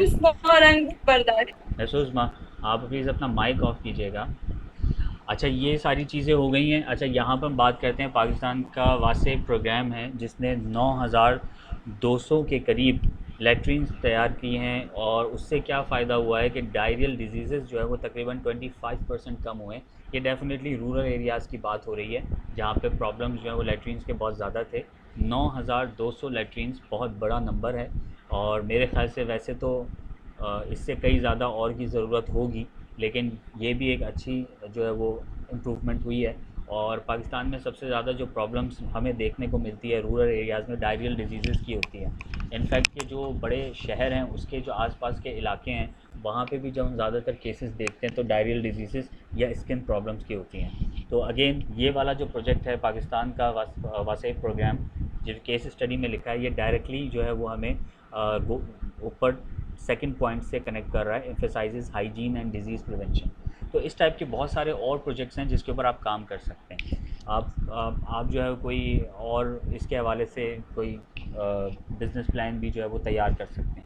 उसमें आप अपने साथ कोई स्पॉन्सर ऐड कर सकते हैं, आप कोई ग्रांट ले सकते हैं, what ever you can do, ठीक है। उसके बाद आ जाते हैं अफोर्डेबल एंड क्लीन एनर्जी। अच्छा, अफोर्डेबल और क्लीन एनर्जी जो है वो बेसिकली एक रिन्यूएबल एनर्जी की बात हो रही है, ठीक है। और रिन्यूएबल एनर्जी बेसिकली आपके सिर्फ सोलर पैनल से नहीं आती है, आपकी विंड टरबाइन से भी आती है। और पूरी दुनिया में ऐसे ट्रैक्स बने हुए हैं जहाँ पे लोग जॉगिंग करते हैं तो बिजली बन रही होती है। जिम्स में लोग ट्रेडमिल इस्तेमाल कर रहे होते हैं तो उस जिम की बिजली मुफ्त बन रही होती है। इसी तरह से साइकिल्स जो है वो लगी हुई होती हैं पार्क साइड्स में, तो वहाँ पे वो लोग एक्सरसाइज फिट अपने आप को फिट करने आते हैं। वहाँ पे 10 साइकिल्स लगी हुई हैं, बच्चे वहाँ पे साइकिलिंग करते रहते हैं, बैटरी चार्ज होती रहती है, रात को उसी पार्क की लाइट्स खुद ब खुद ऑन हो जाती हैं। तो इस टाइप के जो इनिशिएटिव्स हैं वो इसमें ऐड हो सकते हैं। अब हम लोग मैंने लास्ट सेशन में यानी बैच 1 में भी ये बात बताई थी कि चूँकि मैं उसकी स्टेट बैंक की पॉलिसीज़ बैंक्स को पढ़ाता हूँ, तो वहाँ पे मैं एक बात बार बार जिक्र करता हूँ कि बैंक्स का जो सारा टारगेट है वो सिर्फ सोलर पैनल्स पे है। ग्रीन फाइनेंस जो है वो सिर्फ सोलर पैनल पे टारगेट किया हुआ है, और उसमें यह है कि बैंक सिर्फ सोलर पैनल आपको लगवाने हैं अपने फैक्ट्री में। फॉर एग्ज़ाम्पल 10 करोड़ का सेटअप है, आप बैंक के पास जाएँ, लोन ले लें, और बैंक आपको लोन दे देगा, आप सोलर पैनल लगा लें, और उसके बाद आप उनको हर महीने जो है वो या हर जो भी उनका एक प्रॉपर प्रोसेस होता है उसके थ्रू आप उनको जो है वो पैसे देते रहें, तो उसमें उनका भी बिज़नेस चलता रहेगा और उनका भी काम हो जाएगा। उसके आगे जो है वो बैंक्स हमारे अभी फ़िलहाल नहीं गए हैं, तो उस हवाले से मैंने कुछ पॉलिसीज़ बना के भी कॉन्फ्रेंस में शेयर की थी, और मैंने बताया था कि आप इससे आगे थोड़ा सा निकलें। आप सस्टेनेबिलिटी के और भी सारे तरीके हैं, ग्रीन फाइनेंस के और भी सारे तरीके हैं। आप किसानों को जो है वो फाइनेंस दें ताकि वो टनल फार्मिंग का सेटअप लगा सके और प्रोडक्शन बढ़ा सके, तो उससे भी आपको फ़ायदा होगा और उससे एक और इंडस्ट्री जो है वो बेनिफिट ले पाएगी। इसी तरीके से आप पार्क्स को जो है या आप जिम्स को जो है वो इस तरह के सेटअप बनवा के दें। तो बहुत सारे और भी तरीके हैं जिससे हम ग्रीन फाइनेंस के थ्रू जो है वो मुख्तलिफ़ इश्यूज़ को सॉल्व कर सकते हैं। तो बहरहाल उसमें से उनको समझ में तो बहुत सारी चीज़ें आई हैं, लेकिन जब बिज़नेस की बात आती है तो ज़ाहिर है उसमें और भी चीज़ें देखनी पड़ती हैं, टैक्सेशन देखनी पड़ती है, रूल्स रेगुलेशंस देखने पड़ते हैं। अच्छा, उसके बाद आ जाते हैं कि यहाँ पे रिमोट एरियाज़ जो हैं वहाँ पे आप ऑफ ग्रिड सॉल्यूशंस जो है वो सपोर्ट करें। ऑफ ग्रिड सॉल्यूशंस क्या होते हैं, मैंने शायद कल भी आप लोगों को बताया था कि मैं एक एनजीओ के साथ जो है वो ऐड हूँ एज अ एग्जीक्यूटिव और मतलब एज एन एडवाइज़र। तो उनके साथ हमने एक प्रोजेक्ट किया हुआ है।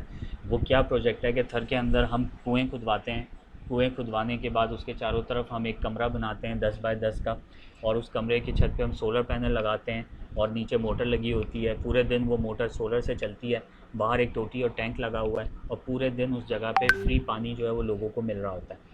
तो बेसिकली ये यही है कि रिमोट एरियाज़ में आपने एक ऐसा सोल्यूशन बना दिया जो कि बिजली नहीं ले रहा और उसका किसी भी किस्म के ग्रिड सिस्टम से कोई ताल्लुक़ नहीं है। तो इन चीज़ों को हमें प्रमोट करना है रिमोट एरियाज़ में, ताकि हम बिजली को जो है वो सही तरीके से इस्तेमाल कर सकें और हम जो फॉसिल फ्यूल्स हैं उसको कम से कम इस्तेमाल करें, ताकि उससे कार्बन डाइऑक्साइड जो ये फैल रहा है पूरी दुनिया में वो कम हो।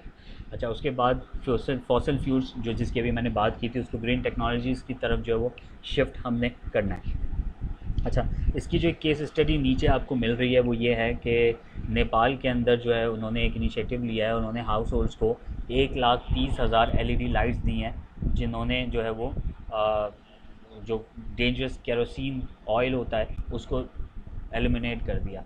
यानी वहाँ पे भी बहुत से ऐसे इलाके हैं जहाँ अभी भी केरोसिन के ऊपर जो है वो रात को रोशनी की जाती है, जो कि बहुत डेंजरस है। एक तो अगर वो जहाँ पे रखा हुआ है वहाँ आग लग गई तो धमाका हो जाएगा, बहुत बड़ी आग लगेगी। दूसरा ये है कि अगर वो उसकी जो फ्यूम्स निकलते हैं वो घर के अंदर रखी हुई है और उसके फ्यूम्स निकल रहे हैं, अगर कोई उसको इनहेल कर रहा है तो वो हेल्थ के लिए बहुत ख़तरनाक है, आपके लंग्स के लिए बहुत ख़तरनाक है। तो इस तरह के जो है वो आप इनिशिएटिव्स ले सकते हैं। अच्छा, उसके बाद हम आ जाते हैं, मैं आपको सिर्फ एक ओवरव्यू दे रहा हूँ, ठीक है, कि इस SDGs के अंदर इन गोल्स का क्या मकसद है और उसकी क्या केस स्टडीज़ हैं। लेकिन जब हम कोर्स के अंदर इसकी डेप्थ में जाएंगे ना, तो हम एक गोल को जो है ना 1-1 घंटा 2-2 घंटा डिस्कस कर रहे होंगे, उसकी केस स्टडीज़ बना रहे होंगे, अपने खुद से बना रहे होंगे कि कैसे बनेगी, किस तरह बनेगी, बिज़नेस मॉडल कैसे काम करेगा, अगर इसको हम कन्वर्ट करेंगे तो उसमें क्या पेचीदगियाँ आएंगी, इसमें क्या हमें जो है चैलेंजेस फेस करने पड़ेंगे, वो सारा कुछ हम ट्रेनिंग के अंदर देख रहे होंगे। अच्छा, गोल नंबर 8 हमारे पास आ जाता है SDG जो है वो decent work and economic growth. अब डिसेंट वर्क के अंदर हमने इनको कहा हुआ है कि भाई आप एंटरप्रेन्योरशिप को और इकोनॉमिक इंक्लूजन को जो है वो फॉस्टर करें। एंटरप्रेन्योरशिप के ऊपर बहुत ज़्यादा काम हो रहा है, हर यूनिवर्सिटी को जो है ये चीज़ पता है, हर यूनिवर्सिटी जो है इंक्यूबेशन सेंटर रन कर रही है, हर यूनिवर्सिटी के अंदर जो है वो बच्चों को जो है वो बताया जा रहा है कि अपना बिज़नेस प्लान करो और ये सारी चीज़ें। लेकिन एक चीज़ यहाँ पे नेगेटिव है, वो मैं हर दफ़ा यूनिवर्सिटीज़ के अंदर भी डिस्कस करता हूँ बार बार, वो ये कि बच्चों को एंटरप्रेन्योरशिप जितनी पढ़ाई जाती है उससे ज़्यादा उनको ये कहा जाता है कि ग्रांट के लिए जाओ, ग्रांट जमा करो, ऑनलाइन ये कॉम्पिटिशन्स करो। लेकिन मेरे हिसाब से उसके ऊपर फोकस नहीं होना चाहिए। फोकस ये होना चाहिए कि बिज़नेस मॉडल बनाओ ऐसा कि वो खुद इनकम जनरेट करे। तो ये एक पॉइंट है जो एक नेगेटिव पॉइंट है जिसके ऊपर काम करने की यूनिवर्सिटीज़ को ज़रूरत है। उसके बाद आ जाते हैं ensure safe fair labour conditions. ये बहुत इम्पॉर्टेंट है। बहुत सारी जो मैन्युफैक्चरिंग कंपनीज़ हैं उसके बाहर आप देखेंगे लेबर बेचारी बैठी भी होती है डेली वेजेस वाली, उनके कोई सेफ्टी नहीं होती, उनके पास कोई जो है वो बेनिफिट नहीं होते। एम्प्लॉयज़ का पूरा एक हमारे पास लॉ बना हुआ है, पूरी दुनिया में बना होता है। एक ILO है, इंटरनेशनल लेबर ऑर्गेनाइजेशन, वो जो है वो तमाम कंट्रीज़ को वो पॉलिसीज़ दे रही होती है और फिर कंट्रीज़ के अपनी भी पॉलिसीज़ बनी हुई होती हैं कि अगर कोई कंपनी किसी लेबर को हायर करती है, फॉर एग्ज़ाम्पल कोई टेक्सटाइल कंपनी है, वो किसी स्टिचिंग के लिए किसी बंदे को हायर करता है, तो उसको क्या बेनिफिट्स मिलने चाहिए, ये सारी चीज़ें। अब यहाँ पे प्रॉब्लम ये है कि कंपनीज़ लोगों को हायर ही नहीं कर रही होती। अगर आप उनके पेरोल में जाके उनके HR डिपार्टमेंट में चेक करें तो उनकी सिर्फ मैनेजमेंट होती है, मार्केटिंग टीम होती है, सेल्स टीम होती है, मैनेजमेंट होती है, लेबर उनके पेरोल में होते ही नहीं है। तो पता चलता है कि वो डेली बेसिस पे अपनी फैक्ट्री का दरवाज़ा खोलते हैं और ऑर्डर के हिसाब से उनको जितने लोगों की ज़रूरत होती है वो उतने लोगों को अंदर बुलाते हैं, उनसे काम करवाते हैं, रात को उनको दिहाड़ी दे देते हैं 500, 600, 800, वो चले जाते हैं। अगले दिन फिर वो दरवाज़ा खोलते हैं, जितने लोग बाहर बैठे होते हैं उसमें से जितनों की ज़रूरत होती है वो अपने पास बुलाते हैं। इससे उनको क्या फ़ायदा होता है, वो लोग जो हैं उनके पास पेरोल पे नहीं होते, तो उनको इंश्योरेंस करवाने की ज़रूरत नहीं होती अपने लोगों की। हालांकि ये गवर्नमेंट का लॉ है कि आप अपने लोगों की इंश्योरेंस कराएं। खुदा न खास्ता उसके हाथ पे चोट लग जाती है, उस बंदे को कुछ हो जाता है, तो फिर कंपनी उसको पे करेगी। लेकिन जब कंपनी के पेरोल पे ही नहीं है तो उस कंपनी की ज़िम्मेदारी नहीं है। तो ये बड़े मामलात हमारे यहाँ हो रहे हैं, हमारे यहाँ नहीं, ये पूरी दुनिया में ही हो रहे हैं। डेफिनेटली हम बार बार अपना जिक्र कर देते हैं, ये हो रहे हैं, हर जगह हो रहे हैं, लेकिन ज़ाहिर हम अपना ज़्यादा देखते हैं तो हमें बार बार ये होता है कि हमारे पाकिस्तान में ऐसा हो रहा है। तो बहरहाल ये सारी चीज़ें हैं जो कि decent work and economic growth में हम कहते हैं कि इसके ऊपर बहुत ज़्यादा काम करने की ज़रूरत है। अच्छा, उसके बाद आ जाते हैं एडवोकेट सस्टेनेबल इंडस्ट्रियलाइजेशन, जिसका जिक्र मैंने शुरू में कर दिया था आपसे। तो अगर आप गौर से सुन रहे होंगे तो आपको ये चीज़ समझ में आ गई होगी कि एडवोकेट सस्टेनेबल इंडस्ट्रियलाइजेशन क्या होता है। मैं इसके ऊपर दोबारा डिस्कस नहीं करूँगा। अच्छा, उसके बाद आ जाते हैं यहाँ पे नीचे केस स्टडीज़ हैं, तो ये आप पढ़ सकते हैं आगे। तो अब मैं थोड़ा सा जल्दी जल्दी आगे जाऊँगा। 8 गोल्स हमने कर दिए हैं और बाकी गोल्स हमारे पास काफ़ी सारे बचे हुए हैं, फिर हमने थोड़ी सी और डिस्कशंस भी करनी है। ये सारी चीज़ें आपको इंशाल्लाह मिल जाएगी, ठीक है। ये प्रेजेंटेशन आपको मिल जाएगा और आप इसको बाद में स्टडी कर लीजिएगा। अच्छा, उसके बाद आ जाते हैं industry innovation and infrastructure. Industry innovation infrastructure क्या होता है? सस्टेनेबल इंडस्ट्रियल डेवलपमेंट है। सस्टेनेबल इंडस्ट्रियल डेवलपमेंट क्या है? मैं अगर अभी इस वक्त कराची की बात करूं तो यहाँ पर एक बहुत बड़ी एक शाहराह तैयार हो रही है जिसका नाम है बेनज़ीर भुट्टो एक्सप्रेस वे, और उसको हम मलिर एक्सप्रेस वे भी कहते हैं। इससे पहले एक यहाँ पे एक्सप्रेस वे बना था, लियारी एक्सप्रेस वे। अब ये चीज़ें लिख लें जो मैं आपको बता रहा हूँ। ये एग्जांपल्स मैं दे रहा हूँ और ये एग्जांपल्स कहीं पे भी जो है वो डुप्लीकेट हो सकती हैं। एक एक्सप्रेस वे है लियारी एक्सप्रेस वे, जो बहुत पुरानी बनी हुई है। वो इंडस्ट्रियल एरिया से शुरू होती है और वो पूरे कराची को कट करते हुए बीचों बीच से निकलती है और वो जाके उतरती है सीधी सुराब बोर्ड पे और वो डायरेक्ट कनेक्ट हो जाती है हमारे मोटरवे पे। इसी के साथ साथ एक और जो है वो मलिर एक्सप्रेस पे तैयार हो रही है। वो 6 फेसेस हैं, उसके 2 फेस तैयार हो गए हैं। वो निकलती है एक और बहुत बड़े इंडस्ट्रियल जोन से जिसको हम कोरंगी कहते हैं। कोरंगी इस वक्त दुनिया की सबसे बड़ी पाकिस्तान की सबसे बड़ी इंडस्ट्रियल जोन है। वहाँ से वो निकलती है, उसके बिल्कुल पीछे पोर्ट्स हैं। कराची पोर्ट है और उससे थोड़ा और आगे आप जाते हैं तो बिन कासिम पोर्ट है। 2 पोर्ट्स को कनेक्ट करती है। उस 2 पोर्ट से वो शाहरा निकल रही है और वो सीधी जाएगी मोटरवे पे। अच्छा, अब ये मैं क्यों समझा रहा हूँ, जैसे आपने ऊपर देखा ड्राइव सस्टेनेबल इंडस्ट्रियल डेवलपमेंट, तो ये बेसिकली उसी का एक पार्ट है जो कि यहाँ पर सिंध गवर्नमेंट इसको लेकर चल रही है। और इसका मकसद बेसिकली ये है कि जितने भी ट्रेड हो वो शहर के बार बार हो जाए, उससे शहर डिस्टर्ब ना हो, उससे शहर का इंफ्रास्ट्रक्चर डिस्टर्ब ना हो, शहर में हादसात ना हो, और जो भी सारा पोल्यूशन जो भी क्रिएट हो रहा है या जो भी नॉइज़ेस क्रिएट हो रही हैं वो सारी बाहर से बाहर निकल जाए। और दूसरा उसका बेनिफिट ये होगा कि आपका जो डीज़ल लग रहा है, आपकी जो कम्यूट टाइम हो रहा है वो कम से कम हो सके। जिस तरह से लाहौर के अंदर एक रिंग रोड बनाया गया है और वो लाहौर के चारों तरफ है और उससे आपका बहुत ज़्यादा टाइम बच जाता है, उसी तरह ये दोनों शाहराहें जो है वो बनाई गई हैं। तो इस तरह के जो प्रोजेक्ट्स हैं वो बेसिकली आपके इंडस्ट्रियल डेवलपमेंट के लिए बड़े अच्छे होते हैं और इस तरह के आई होप कि वो और दूसरे सूबों में और शहरों में भी डेफिनेटली होंगे और बन रहे होंगे। अच्छा, उसके बाद आ जाते हैं encourages resilient infrastructure and innovation. ये भी आप लोगों को समझ में आ गया होगा कि क्या चीज़ है। और इंक्लूसिव टेक्नोलॉजी फॉर ऑल, ये भी आपको समझ में आ गया होगा क्या। अच्छा, उसके बाद आ जाते हैं बस ट्रांसमिट सिस्टम जो है वो ये एक जगह है जहाँ पे रैपिड बस ट्रांसमिट सिस्टम जो है वो बनाया गया है, जिसमें 4.3 मिलियन लोगों को जो है डेली फ़ायदा होता है और ये सस्टेनेबल अर्बन ट्रांसपोर्टेशन की तरफ जो है वो हमें दिखा रहा है। ठीक है जी। अब जैसे लाहौर के अंदर ऑरेंज ट्रेन बनी हुई है, रेड बस वहाँ पे चलती है, इलेक्ट्रिक बसेस हैं। इसी तरह से KPK में भी बहुत सारी बसेस इलेक्ट्रिक आ गई हैं, कोयटा में चल रही हैं, कराची में बहुत सारे नए प्रोजेक्ट शुरू हो रहे हैं। यहाँ पे already electric buses 100% electric buses आ गई हैं। सारी रात वो चार्ज पे लगी रहती हैं, सोलर पैनल से वो चार्ज होती हैं। पूरे दिन वो फ्री ऑफ कॉस्ट जो है वो पूरे कराची के रोडों पे चल रही होती हैं। तो ये सारी चीज़ें हैं कि आप इस तरह से इंडस्ट्री इनोवेशन और इंफ्रास्ट्रक्चर को जो है प्रमोट कर सकते हैं। अब इसमें बिज़नेस क्या जनरेट हो रहा है? अब इसमें बहुत से बिज़नेसेस जनरेट हो सकते हैं। अब इसमें आप जहाँ पे कोई ऐसी बस फैक्ट्री लगा सकते हैं जो इलेक्ट्रिक बसेस बना रही है।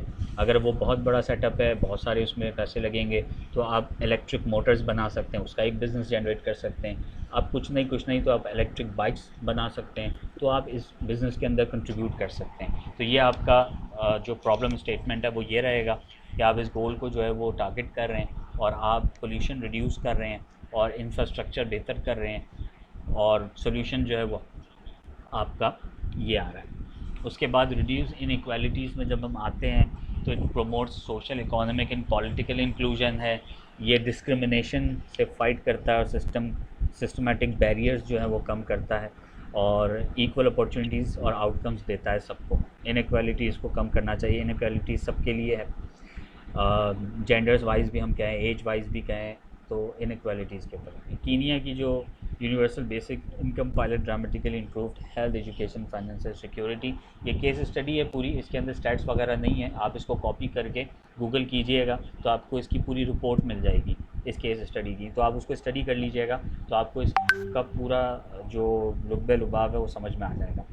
उसके बाद आ जाते हैं हम sustainable cities and communities. Sustainable cities and communities हमें क्या कहता है कि ये अर्बन रेजिलियंस, सेफ्टी और हेरिटेज को इन्हेंस करता है।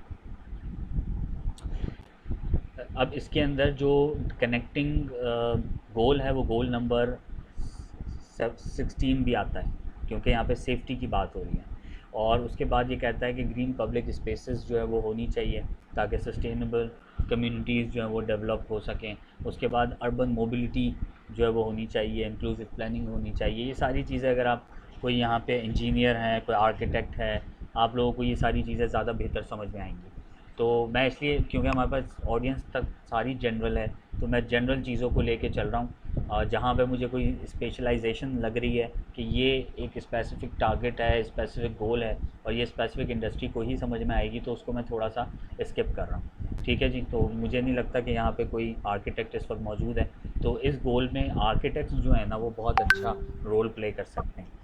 अच्छा, ग्रीन पार्क्स, ट्रांजिट इंटीग्रेशन है और मिटिगेटिंग द फ्लडिंग, ये जो अर्बन फ्लडिंग हो रही है उसके ऊपर यहाँ पे ये लोग बात कर रहे हैं कि आपका शहर और आपका जो एरिया है, आपका गांव है, वॉट जो भी है, वो इस तरह से डिज़ाइन किया जाए कि वो फ्लडिंग से बच सके, उसके चारों तरफ से पानी निकल जाए, वॉट जो भी है, या उसको स्टोर कर लिया जाए।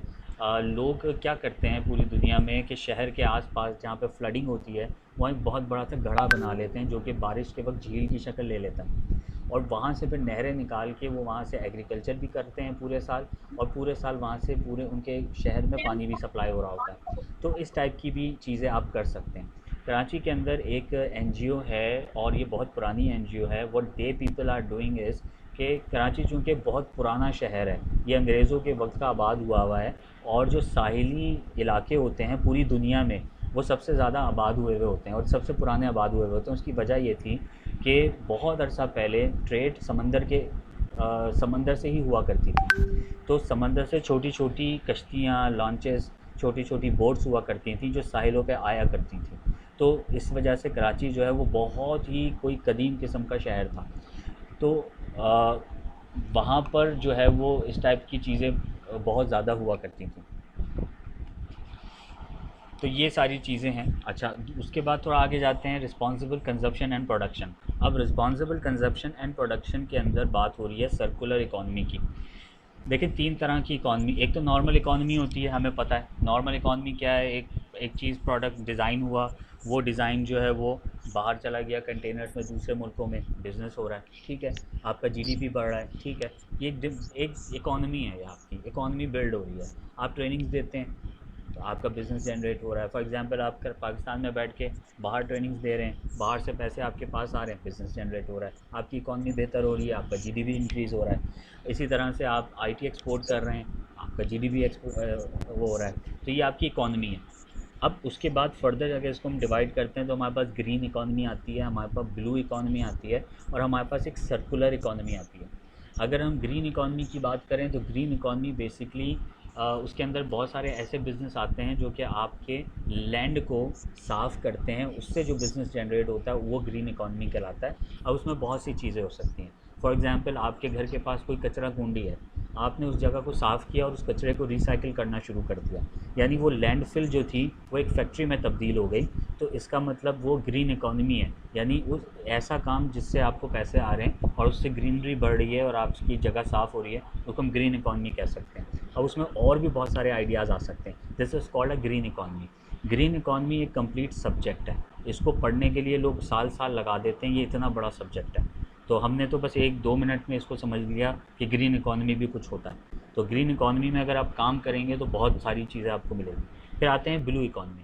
Blue economy same like green economy, लेकिन यहाँ पे वो सारे काम समंदर में हो रहे होते हैं, यानी समंदर की सफाई कर रहे हैं, जो कचरा निकल रहा है आप उसको रिसाइकिल कर रहे हैं, उससे आप पैसा कमा रहे हैं, उसको बेच रहे हैं, उसको रिसाइकिल कर रहे हैं, वो ब्लू इकॉनमी का हिस्सा होता है। इसी तरीके से अगर आपने देखा होगा कि समंदर के अंदर चारों तरफ एक जाली की वॉल बना दी जाती है, उसके अंदर मखसूस किस्म की जो है वो मछली को जो है वो क्या कहते हैं फार्म किया जाता है। एक तो होता है कि समंदर खुला हुआ है, एक शिप जा रही है, वहाँ से मछली पकड़ के ला रही है, वो तो एक अलग चीज़ है। लेकिन एक होता है कि आप अपने फार्म हाउस के अंदर एक खड्डा करते हैं, पानी भरते हैं और उसमें मछली पालते हैं। वो प्रोसेस बड़ा महंगा होता है, वहाँ पे आपको लेबर भी लगती है, वहाँ पे आपको बहुत सारे काम करने पड़ते हैं, तो उसकी वजह से वो महंगी पड़ती है। एक नया तरीका, नया तो खैर नहीं है, बहुत सालों से ये काम हो रहा है। लोग साहिली समंदर की तरफ जहाँ पानी थोड़ा गहरा होता है वहाँ पे एक बड़ा सा टब बनाते हैं जो जाली नुमा होता है और मछलियाँ उसके अंदर होती हैं। तो वो समंदर के अंदर ही मछली रहती है, लेकिन वो उस जगह से बाहर नहीं निकलती, यानी वो समंदर में नहीं जाती। आई होप आप समझ रहे होंगे मैं क्या बात कर रहा हूँ। तो वो उसमें भी बिज़नेस कर रहे होते हैं, वो भी बेसिकली क्या कहलाता है, वो आपका ब्लू इकॉनमी कहलाता है। तो इसी तरह से ग्रीन इकॉनमी हमने समझ लिया, ब्लू इकॉनमी हमने समझ लिया। अब यहाँ पे बात हो रही है सर्कुलर इकॉनमी।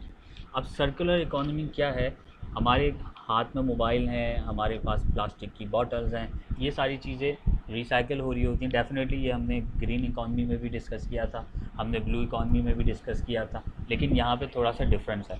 ग्रीन इकॉनमी को डिटेल में पढ़ेंगे और भी चीज़ें निकल आएंगी। तो सर्कुलर इकॉनमी में फूड भी आ जाता है आपका, उसको भी आप रिसाइकिल करते हैं।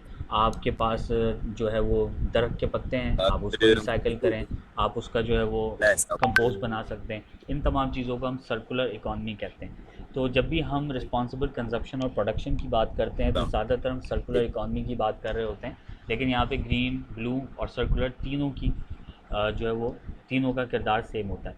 अच्छा, उसके बाद आ जाते हैं educate customers on life cycle impacts. ये आप अपने प्रोडक्ट्स के हवाले से उनको बता सकते हैं। इसमें कपड़े भी होते हैं और भी बहुत सारी चीज़ें होती हैं। अब यहाँ पे आप नीचे इसका केस स्टडी देख सकते हैं। केस स्टडी में यहाँ पे सारी चीज़ें जो है वो मेंशन हुई हैं कि ये कितना टन जो है वो टेक्सटाइल था जो कि लैंडफिल से लिया गया है, एक्सेट्रा, उसको रिसाइकिल किया गया एंड ऑल दैट। तो आजकल जो है वो आपको पता होगा कि बहुत सारे कपड़े हैं, पैंट्स हैं, शर्ट्स हैं जो आपको पता चलेगा कि वो प्लास्टिक से बनी हुई है, तो वो रिसाइकिल भी होता है उसमें मटेरियल बहुत सारा, तो उसमें ज़्यादातर कॉटन भी नहीं होता। अच्छा, उसके बाद हम आ जाते हैं क्लाइमेट चेंज, जो कि इस वक्त सबसे ज़्यादा हॉट टॉपिक पूरी दुनिया में है। और क्लाइमेट चेंज, ग्लोबल वार्मिंग और ये सारी चीज़ें इस वक्त बहुत ज़्यादा जो है वो चल रही हैं।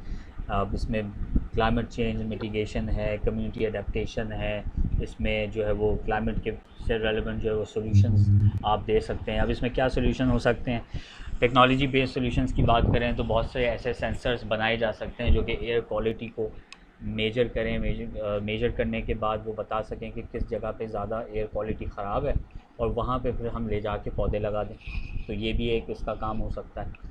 और इसी तरह से बहुत सारी और चीज़ें होती हैं। थर्मल टेक्नोलॉजी हमारे पास मौजूद है। थर्मल टेक्नोलॉजी से पता चल सकता है कि इस शहर में ये जगह बहुत ज़्यादा गर्म है, उसकी वजह क्या है, वहाँ पे पौधे कम है।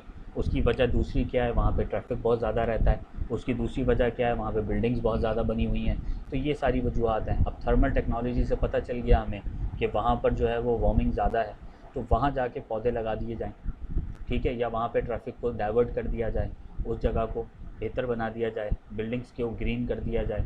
तो ये बेसिकली चीज़ें हैं जिससे आप बिज़नेस को जनरेट कर सकते हैं और सॉल्यूशंस आगे दे सकते हैं। अब सॉल्यूशंस फॉर एग्जांपल आपने ये सिस्टम बना दिया जो मैंने आपको बताया, आपने ये सेंसस डिज़ाइन कर दिया। अब आप अपने शहर के जो है वो गवर्नर के पास चले जाएँ, आप अपने किसी इदारे के पास चले जाएँ जो उस जगह पे इस डिपार्टमेंट को देखता है, या कुछ नहीं तो आप अपनी यूनिवर्सिटी के जो है वो वाइस चांसलर या HOD के पास चले जाएँ और बोलें कि ये मैंने बना दिया और अब आप मुझे बताएं, तो वो फिर आपको प्रॉपर गाइड भी कर पाएंगे। और अगर आपने बना लिया, आप हमसे कांटेक्ट कर सकते हैं, तो हम भी आपको गाइड कर पाएंगे कि आप किस तरह से इसको आगे लेके जा सकते हैं।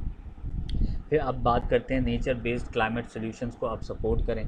नेचर बेस्ड क्लाइमेट सॉल्यूशंस बहुत सारे हो सकते हैं। मैं अगर अपने घर की बात करूं तो हमारे घर में किचन गार्डन बना हुआ है, हमारी छत पे भी बना हुआ है, हमारी लॉन में बना हुआ है। तो मैं जब थोड़ा सा रिलैक्स होना चाहता हूँ तो मैं 1-8 घंटे अपने गार्डन में चला जाता हूँ। वहाँ पे मैंने बैंगन भी लगाए हुए हैं, टमाटर भी लगाए हुए हैं, मैंने वहाँ पे मिर्चें भी लगाई हुई हैं, फ्रूट्स भी लगाए हुए हैं। So what I do is कि मेरे घर का किचन वेस्ट जितना भी निकलता है उसके लिए मैंने अलग से एक जगह बनाई हुई है। घर का सारा किचन वेस्ट जो है, आपके फ्रूट्स के छिलके, वेजिटेबल्स के छिलके, आपका बचा हुआ खाना सारा, वो सारा जाके उस गड्ढे में जाता है और उसके ऊपर मैं मिट्टी डाल देता हूँ। 1 महीने के बाद वो कंपोस्ट में कन्वर्ट हो जाता है। वो सारा कंपोस्ट वहाँ से निकाल के मैं सारे पौधों के अंदर डाल देता हूँ। तो मुझे बाहर से कंपोस्ट नहीं लाना पड़ता और मेरे पैसे भी बच जाते हैं, और जो मैं पोल्यूशन बाहर फैला रहा था वो भी मेरा कम हो गया, वो भी बच गया। तो ये बेसिकली क्लाइमेट सॉल्यूशंस हैं, ये आपकी सर्कुलर इकॉनमी है। इसी तरीके से जब हम बात करते हैं कि लाहौर साइड पे ख़ास करके स्मॉग बहुत होती है, तो स्मॉग बेसिकली क्या है, जब वो खेत को जलाते हैं, उसको खराब वो करते हैं, तो वो बड़ा प्रॉब्लम क्रिएट करता है। होता ये है कि उसके ऊपर का जितना भी घास है उसको अगर एक जगह जमा कर दिया जाए और उसकी कंपोस्ट बना दी जाए, तो वो आपका आपके दो काम हो जाएंगे। एक तो आपका स्मॉग नहीं होगा, दूसरा ये होगा वो आपकी कंपोस्ट बन जाएगी और वो उसी फसल अगली फसल में आपके काम आएगी, और उससे और भी बहुत सारे काम हो सकते हैं। तो बहुत सारी चीज़ें ऐसी हैं। अभी अगर मैं अपनी बात करूं, यहाँ से तकरीबन मेरे ऑफिस से कोई 50-60 किलोमीटर दूर एक भैंस कॉलोनी है। वहाँ पे पूरे शहर का जो दूध है वहाँ से सप्लाई होता है भैंसों का। तो वहाँ पे इतना गोबर होता है कि आप सोच भी नहीं सकते कि इतने बड़े शहर की, जिसकी आबादी 4 करोड़ के करीब है, उसका सारा दूध जो है वहाँ से सप्लाई होता है, और वहाँ पे कितनी भैंसें होंगी। तो वहाँ पे व्हाट गवर्नमेंट डिड के उनके साथ भैंस कॉलोनी एसोसिएशन है, उनके साथ उन्होंने एक कॉन्ट्रैक्ट साइन किया है कि हम यहाँ पर एक प्लांट लगाएंगे जो कि इस गोबर से गैस बनाएगी। उस गैस को हम स्टोर करेंगे, और यहाँ पर एक बसेस का नेटवर्क तैयार हो रहा है, तकरीबन 400 बसेस का, और वो सारी बसेस उस गैस से चलेंगी, ताकि जो एमिशंस उसमें से बस में से निकल रही हैं उसको हम ज़ीरो कर सकें। तो this is also a part of climate change SDGs goal number 13।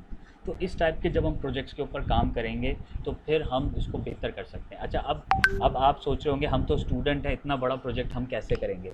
तो जब ये प्रोजेक्ट आएंगे और आप इस गोल को अच्छे से समझ रहे होंगे, so definitely they need people जिनको वो हायर करें और उनको इस गोल के बारे में पता हो। तो आप जॉब के लिए अप्लाई कर सकते हैं। अगर SDGs पढ़ के आप इसको अच्छे से समझ लेते हैं, तो अब आप अंदाज़ा लगाएं कि जब हर गोल के ऊपर 100 बिज़नेसेस तैयार हो सकते हैं, तो उन 100 बिज़नेसेस के अंदर जॉब्स भी तो जनरेट होंगी, लेकिन जॉब्स भी उनको मिलेंगी जिनको SDGs आता होगा। सिंपल इज़ दैट, जो इस पॉलिसी को समझते होंगे। अगर क्लाइमेट चेंज की अगर हम बात करते हैं, ज़्यादातर मैं जगहों पे जाता हूँ, क्लाइमेट चेंज की बात करता हूँ, तो लोगों के जहन में सिर्फ एक बात आती है, पौधे लगाओ, दैट्स इट। लेकिन उससे बढ़कर क्लाइमेट चेंज हमें बहुत सारी चीज़ें बता रहा है, जो मैंने यहाँ पे आपको बताई हैं। मैंने यहाँ पे अगर आपको 10 चीज़ें बताई हैं, तो मेरी रिसर्च रिपोर्ट के अंदर 200 चीज़ें रखी हुई हैं, और अगर मैं मज़ीद उसके ऊपर काम करूँगा तो 200 और निकल आएंगी। तो SDGs इतना वास्ट है, अगर आप इसके ऊपर काम करेंगे, और जितना ज़्यादा आप इसके अंदर काम करेंगे, आपकी जॉब कैपेसिटी उतनी ज़्यादा बढ़ जाएगी। और अगर आप इंटरनेशनल मार्केट में जाना चाहेंगे, जॉब के लिए अप्लाई करेंगे, तो डेफ़िनेटली आपको बहुत ज़्यादा स्टडीज़ की ज़रूरत भी होगी। तो ये सारी चीज़ें हैं बेसिकली। अच्छा, यहाँ पे पाकिस्तान के अंदर मैंग्रोव्स की जो ये हमारी कराची से कि बिल्कुल बराबर में जो है बहुत सारे आइलैंड्स हैं जो पाकिस्तान की मिल्कियत है, और बहुत सारे लोगों को नहीं पता। हमें लगता है कि पाकिस्तान बस एक पाकिस्तान है, पाकिस्तान के पास बहुत सारे आइलैंड्स हैं। एक आइलैंड मैंने खुद भी देखा हुआ है, और बंदल आइलैंड है, एक बुद्धू आइलैंड है, इस तरह के उसके नाम हैं। असल में पहले यहाँ पे बहुत पुराने ज़माने के लोग रहा करते थे सिंध में, तो उन्होंने अपने हिसाब से इसके नाम रखे हैं, वो तो आज तक वही नाम इसके जो हैं वो रखे हुए हैं। तो अजीब अजीब से थोड़े से नाम हैं, अलग अलग से थोड़े से नाम हैं, कम्युनिटी बेस्ड ये नाम है। जब पाकिस्तान बना भी नहीं था उस वक्त के ये नाम रखे गए हैं, तो आज तक वही चलते आ रहे हैं। तो यहाँ पे कौन रहता था, कौन लोग थे, हमें नहीं पता, लेकिन जब नाम रखे हुए हैं तो रखे हुए हैं। तो यहाँ पे अच्छे खासे आइलैंड्स हैं। आप शिप्स के थ्रू उन जज़ीरों में जाते हैं तो बहुत सारे हैं, उनकी गिनती अभी तक हमें पता नहीं कितनी है, लेकिन छोटे छोटे हैं। तो वहाँ पे एक आइलैंड है बंदल आइलैंड। बंदल आइलैंड के अंदर मैंग्रोव्स की बहुत बड़ी एक कोस्ट लाइन है, बहुत सारा वहाँ पे मैंग्रोव्स है। तो उस मैंग्रोव्स को रिस्टोर किया जा रहा है, ताकि कराची चूँकि हमेशा रेड लाइन पे रहता है कि यहाँ पे सैलाब और सुनामी का बड़ा ख़तरा रहता है, तो अल्हम्दुलिल्लाह हमारे जो चारों तरफ एक आइलैंड का एक नेटवर्क है, और उस नेटवर्क के चारों तरफ मैंग्रोव्स हैं। उन मैंग्रोव्स की वजह से पानी का जो लेवल है वो ऊपर नहीं जाता, वो पानी जो है वो उसको रोक लेता है। तो उसकी रिस्टोरेशन का बहुत तेज़ी से यहाँ पे काम हो रहा है। अच्छा, दूसरी चीज़ ये है कि मैं वैसे हर 2-3 महीने बाद लाहौर आ रहा होता हूँ, लाहौर और इस्लामाबाद। तो हम रिसर्च के ऊपर काफ़ी काम कर रहे होते हैं कि लाहौर की काफ़ी सारी यूनिवर्सिटीज़ हैं जो कि केमिकल इंजीनियर्स और मैकेनिकल इंजीनियर्स पर बहुत ज़्यादा काम कर रही हैं। तो वहाँ पे एक HOD थे मेरे, उनसे बात हुई थी एक यूनिवर्सिटी के, तो वो मैंग्रोव्स के ऊपर काम करना चाह रहे थे। तो उन्होंने मुझसे कहा था कि अगर आप हमें कराची में जो है मैंग्रोव्स तक पहुँचा सकें, तो मैंग्रोव्स के ऊपर हमें काम करना है। तो उन्होंने एक रिसर्च की हुई थी, वो माशाल्लाह बाहर से केमिकल के अंदर जो है वो पीएचडी करके आए हुए थे, और उन्होंने कहा था कि मैंग्रोव्स के अंदर एक प्रॉपर्टी है कि मैंग्रोव्स के अंदर से एक ऐसा केमिकल बन सकता है या एक ऐसा क्या कहते हैं कि एक ऑयल बन सकता है जिससे हम अपनी सारी गाड़ियाँ उस पर कन्वर्ट कर सकते हैं। तो this is also a good option कि अब मैंग्रोव्स को लेकर उसकी फार्मिंग शुरू करें, उसको बढ़ाएं, और उसके बाद उसको काट के उसको हम केमिकल प्रोसेस के थ्रू फ्यूल में कन्वर्ट करें, और उससे हम लोग जो है अपनी गाड़ियों को चला सकते हैं। तो बहुत सारे ऑप्शंस हैं हमारे पास। तो क्लाइमेट चेंज के ऊपर मैंने आपको इतने सारे सॉल्यूशंस बता दिए, और इसके सॉल्यूशंस हज़ारों की तादाद में हमारे पास मौजूद हैं। उसके बाद लाइफ बिलो वाटर जो मैंने आपको बताया, और मैं आपको पहले भी बता चुका हूँ क्या कहते हैं उसको, ब्लू इकॉनमी के बारे में। तो यहाँ पे सारी ब्लू इकॉनमी की बात हो रही है। हमें मैरीन पोल्यूशन को रिड्यूस करना है, कोस्टल कन्वर्जेंस करनी है, advocate sustainable fishing and habitat restoration है, promotes ocean awareness and livelihoods है, और नीचे आपको यहाँ पे इसकी केस स्टडी भी मिल जाएगी। तो ये सारी चीज़ें हमारे पास आ रही हैं। फिर लैंड ऑन लाइफ, और सॉरी लाइफ ऑन लैंड है एसडीजी गोल नंबर 15, और यहाँ पर हमारे पास जो है वो मैंने आपको बताया था ग्रीन इकॉनमी की बात हो रही है, और इसके अंदर भी आपके पास बहुत सारी चीज़ें आ जाएंगी। प्रोमोट फॉरेस्ट रिस्टोरेशन है, बायोडाइवर्सिटी है, और फाइट लैंड डिग्रेडेशन है, वाइल्ड लाइफ लॉस है। डेफिनेटली जब जंगलात ख़त्म हो रहे हैं और तो डेफिनेटली वाइल्ड लाइफ लॉस हो रही है। एक वक्त था कि आप घर से बाहर निकलते थे तो आपको बहुत ही खूबसूरत चिड़ियों की आवाज़ें आती थी, अब आपको कौवों के अलावा किसी की आवाज़ें नहीं आती। तो ये जो है प्रॉब्लम्स जो है वो क्रिएट हो रहे हैं, जिससे आपका नेशनल हैबिटेट जो है वो डिस्टर्ब हो रहा है बहुत तेज़ी से, और ये सारी चीज़ें। अच्छा, यहाँ पे नीचे आपके पास है एडन रिफॉरेस्टेशन प्रोजेक्ट नेपाल में किया गया, जहाँ पे 7 मिलियन ट्रीज़ जो है वो लगाई गई हैं एंड ऑल दैट। इसी तरह से पीस जस्टिस, जिसके अंदर बिल्कुल भी काम नहीं हो रहा है, ठीक है। हमारे कोर्ट्स के वही हाल हैं, ये केस जो है वो 20-20 साल तक चल रहा है। एक खातून को मैं जानता हूँ, बेचारी परेशान रहती हैं, अक्सर कांटेक्ट करती रहती हैं, ये हो गया वो हो गया। 6 साल से उनके केस चल रहे हैं, ना उनको खाने के लायक छोड़ा, ना बच्चे उनके अलग परेशान हैं। जिन्होंने केस किया हुआ है उन्होंने गलत केस किया हुआ है, और उनके पास चूँकि पावर है उन्होंने बड़े अटॉर्नीज़ को हायर किया हुआ है। भाई ये मसले यहाँ पे हमारे पास बहुत हैं। तो ये वो गोल है जिसके अंदर तकरीबन नहीं, मैं कहता हूँ काम ही कोई नहीं हो रहा, तो इसके ऊपर काम करने की बहुत ज़्यादा ज़रूरत है। कल भी एक एडवोकेट साहब थे, उनसे मेरी बात हुई थी, लेकिन मसला ये है कि ये थोड़ा सा एक अलग दुनिया है। इसके अंदर काम करने के लिए जो है वो बड़े क्या कहते हैं, आपके पास बड़ी ज़रूरत होनी चाहिए, तो फिर आप यहाँ जाके काम कर सकते हैं। तो बहरहाल इसके अंदर मैं कोई ज़्यादा डिस्कस नहीं करना चाहूँगा, फिर वो पॉलिटिकल इन्फ्लुएंस और वो चीज़ें इसमें आ जाएंगी। तो ये सारी चीज़ें।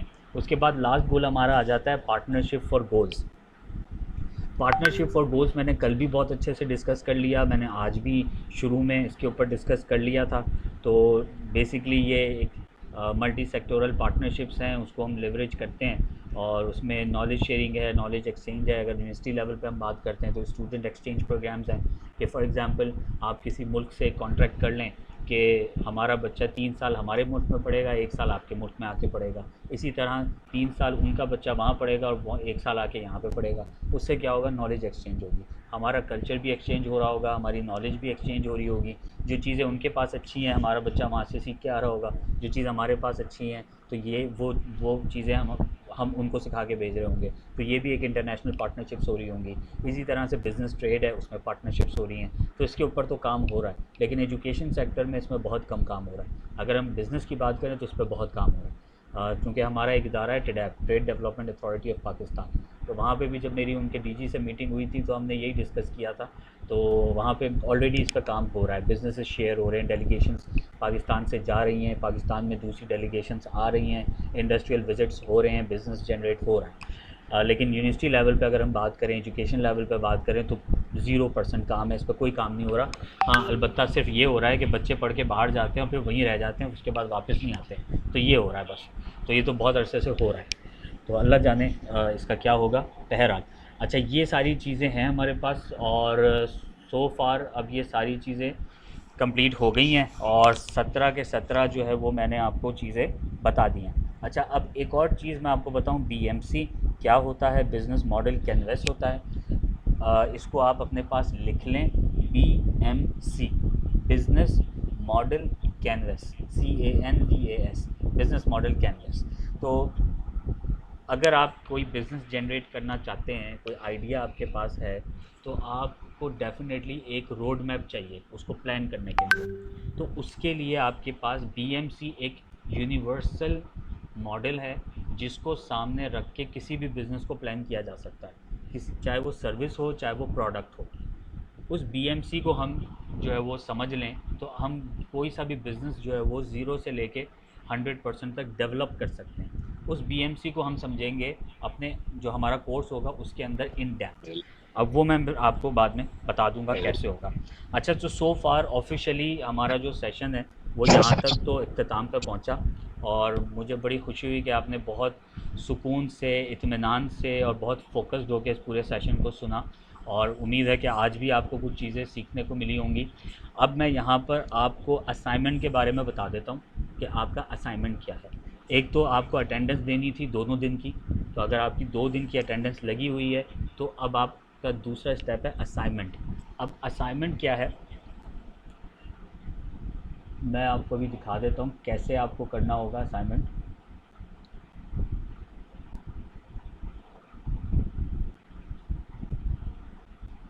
ओके, अच्छा, यहाँ पे आप मुझे बताइए, आपके पास मेरी स्क्रीन आ गई होगी।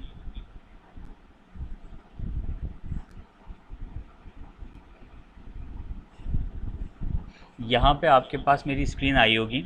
ये एक गूगल फॉर्म है और यहाँ पे हेडिंग है SDGs फेलोशिप असाइनमेंट। ये लिंक आपको इंशाल्लाह मिल जाएगा ग्रुप के अंदर, ठीक है। इसका जो लिंक है गूगल फॉर्म का, और मैं आपको समझा देता हूँ कि इस असाइनमेंट को बेसिकली आपने करना कैसे है। सबसे पहले तो इसके इम्पॉर्टेंट पॉइंट्स हैं, ये आप देख लें कि ये आपका ओरिजिनल वर्क होना चाहिए। आपने ChatGPT से कॉपी पेस्ट नहीं करना।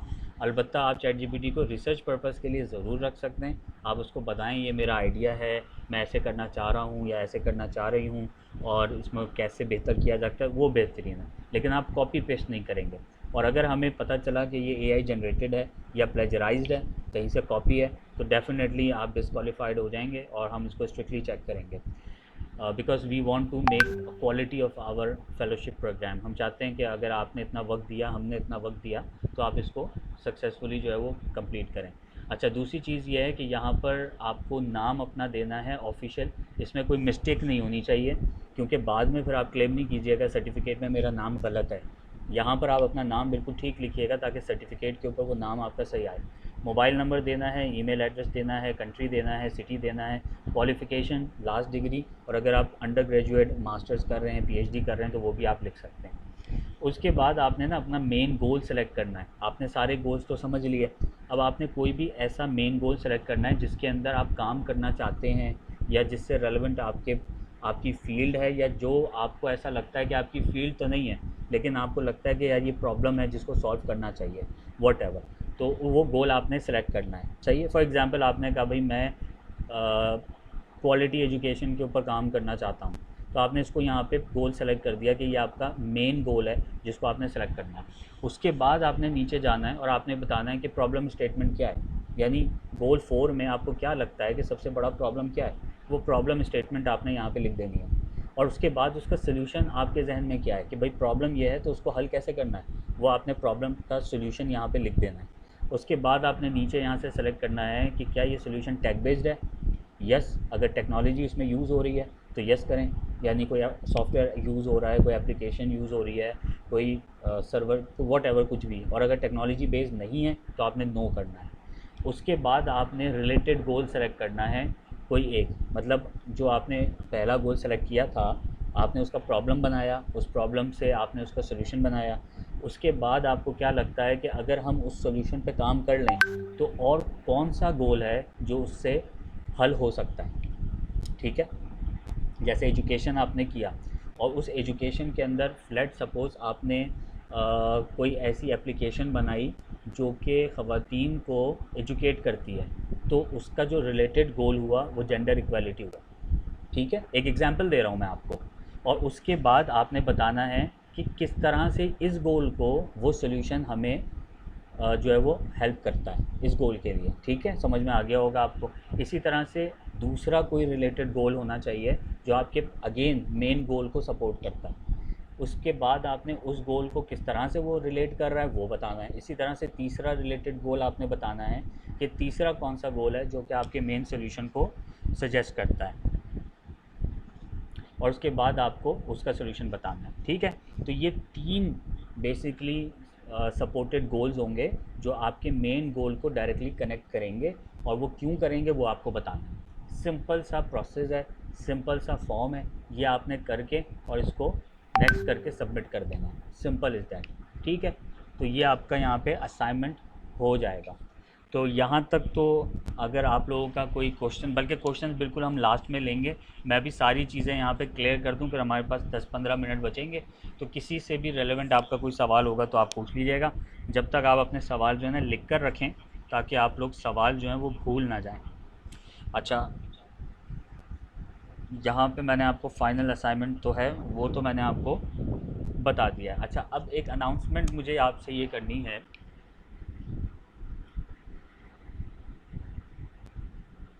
वो अनाउंसमेंट मैं आपसे कर देता हूँ।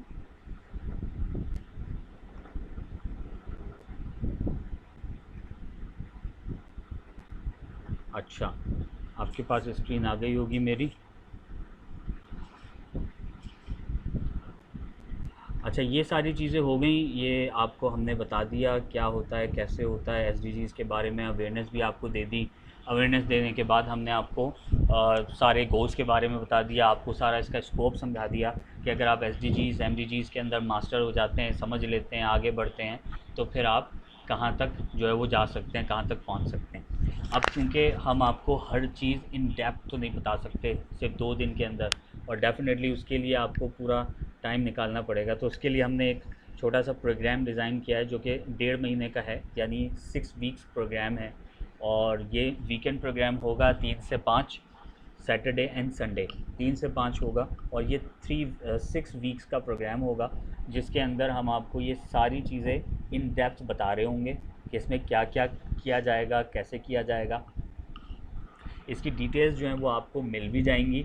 तो मैं पहले आपको इसके कुछ बेनिफिट्स बता देता हूँ कि इस कोर्स के अंदर बेसिकली हम लोग सीखेंगे क्या क्या। तो यहाँ पर आपके पास ये एक डॉक्यूमेंट आ गया होगा, what you will learn in the SDG impact leadership program. ठीक है, अब इस लीडरशिप प्रोग्राम के अंदर सबसे पहला जो पार्ट है वो ये होगा कि आप एसडीजीज़ को किस तरह से बिज़नेस स्ट्रेटजी में इंटीग्रेट करेंगे। ये पॉइंट अगर आप कहीं जॉब के लिए जाते हैं तो आपके लिए ये बहुत इम्पॉर्टेंट रहेगा कि आपको इस पॉइंट को समझना ज़रूरी है कि आप अपने सीएसआर और दूसरे जो वो रिपोर्टिंग वगैरह है उसमें आप एसडीजीज़ को किस तरह से लॉन्ग टर्म जो है वो अलाइन कर सकते हैं। दूसरी चीज़ आपको यहाँ पे पढ़ाई जाएगी कि आप कौन सा राइट एसडीजी जो है वो सिलेक्ट कर सकते हैं एज ए पाथ। तो उसके बाद आप जो है वो सस्टेनेबल ऑफिसर बनने के काबिल होंगे या एसडीजी कंसल्टेंट आप बन पाएंगे इस पॉइंट को समझने के बाद। तो ये पूरा कोर्स आपको यहाँ पे इसमें ये डिटेल में पढ़ाया भी जाएगा। उसके बाद आ जाते हैं understanding SDG policy framework and governance. जब आप एसडीजी पॉलिसीज़ को समझेंगे तभी एसडीजी पॉलिसीज़ को आप बना पाएंगे। तो सबसे पहले तो एसडीजी का अपना जो फ्रेमवर्क है यूनाइटेड नेशन का है वो क्या है उसको हम इन डेप्थ इस कोर्स के अंदर सीखेंगे। फिर हमारी अपनी गवर्नमेंट की जो पॉलिसीज़ बनी हुई हैं रिगार्डिंग एसडीजीज़ उसको हम सीखेंगे कि गवर्नमेंट की क्या पॉलिसीज़ हैं एसडीजी से रेलेवेंट। और फिर हम देखेंगे कि हम खुद पॉलिसीज़ के ऊपर किस तरह से काम कर सकते हैं या उसकी कंसल्टिंग हम किस तरह से कर सकते हैं, तो वो हम इसमें इन डिटेल सीखेंगे। उसके बाद आ जाते हैं how to build strategic connections in SDGs ecosystem. इसी तरह से जैसे यूएन एजेंसीज़ हैं, यूएन हैबिटेट है, यूनिसेफ है, यूनेस्को है, और जो इंटरनेशनल एनजीओज़ हैं, एकेडेमिया है और प्राइवेट सेक्टर्स हैं, आप उनसे जो है वो कनेक्शन कैसे बिल्ड कर सकते हैं और वहाँ आप अप्लाई कैसे कर सकते हैं, वहाँ पे जाके आप सीख कैसे सकते हैं, सिखा कैसे सकते हैं, वो इस पूरे कोर्स में आपको सिखाया जाएगा।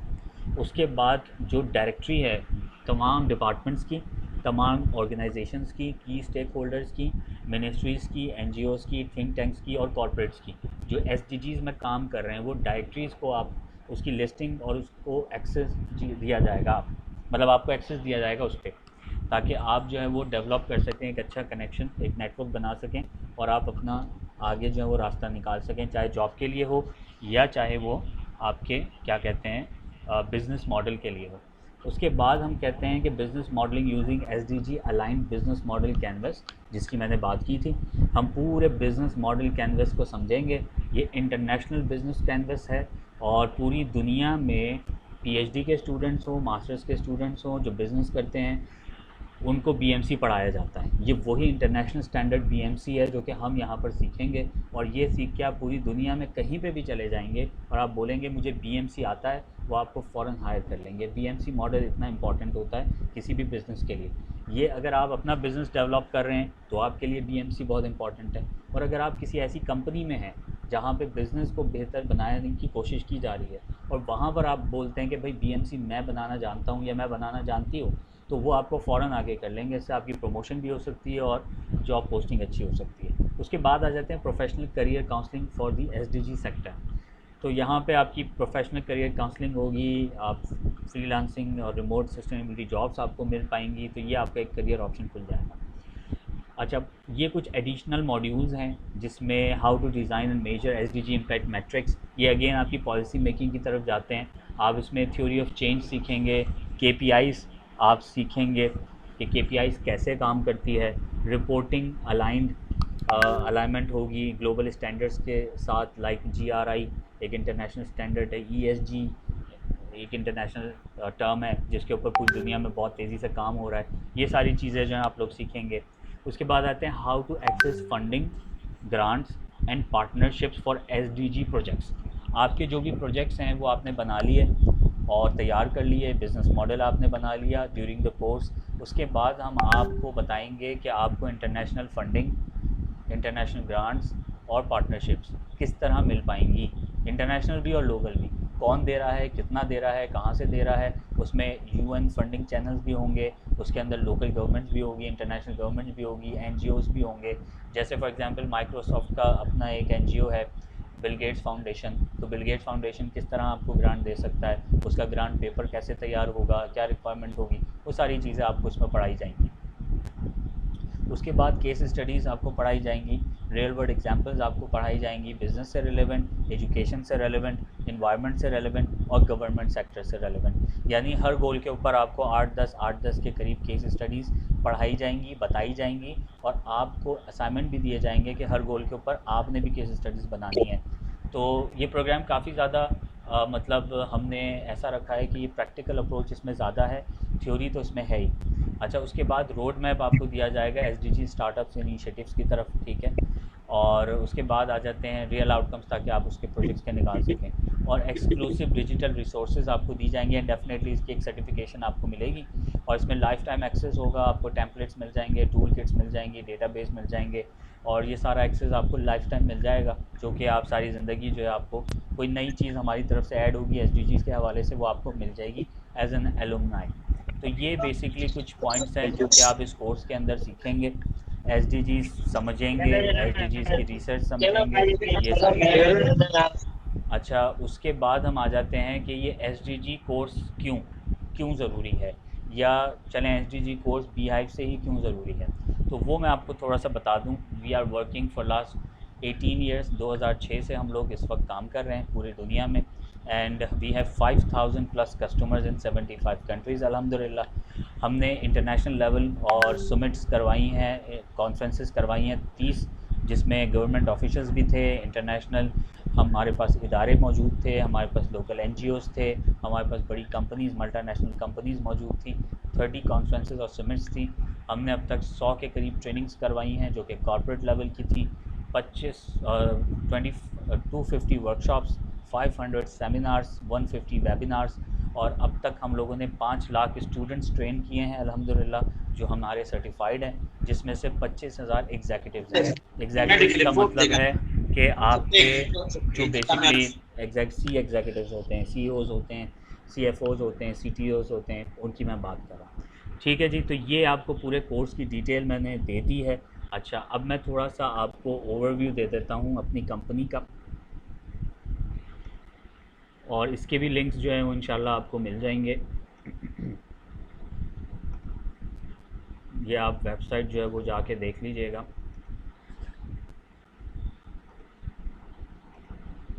यहाँ पर आपको हमारी वेबसाइट दिख जाएगी www.beehiveconsultants.com, और आप यहाँ पर आके देख सकते हैं हमारे जो ऑथराइज पार्टनर्स हैं। We are authorised partner Microsoft, KMK university Finland की एक यूनिवर्सिटी है जो कि बहुत बड़ी यूनिवर्सिटी है, हम उसके ऑथराइज पार्टनर हैं। और उनका एक माइक्रो डिग्री प्रोग्राम है जो कि हमने पाकिस्तान में लॉन्च किया था पिछले साल, और अल्हम्दुलिल्लाह हमारे पास बड़ा अच्छा रिस्पांस आया। और बेसिकली है ये कि प्रोग्राम डिज़ाइन माइक्रोसॉफ्ट ने किया है और उसको जो है वो KMK ऑफ़र करता है। अगर आप इस प्रोग्राम को करते हैं तो आपको डिग्री KMK की मिलेगी और उसका सर्टिफिकेट माइक्रोसॉफ्ट का मिलेगा, और ये ऑनलाइन प्रोग्राम है, पाकिस्तान से बैठ के आप कर सकते हैं।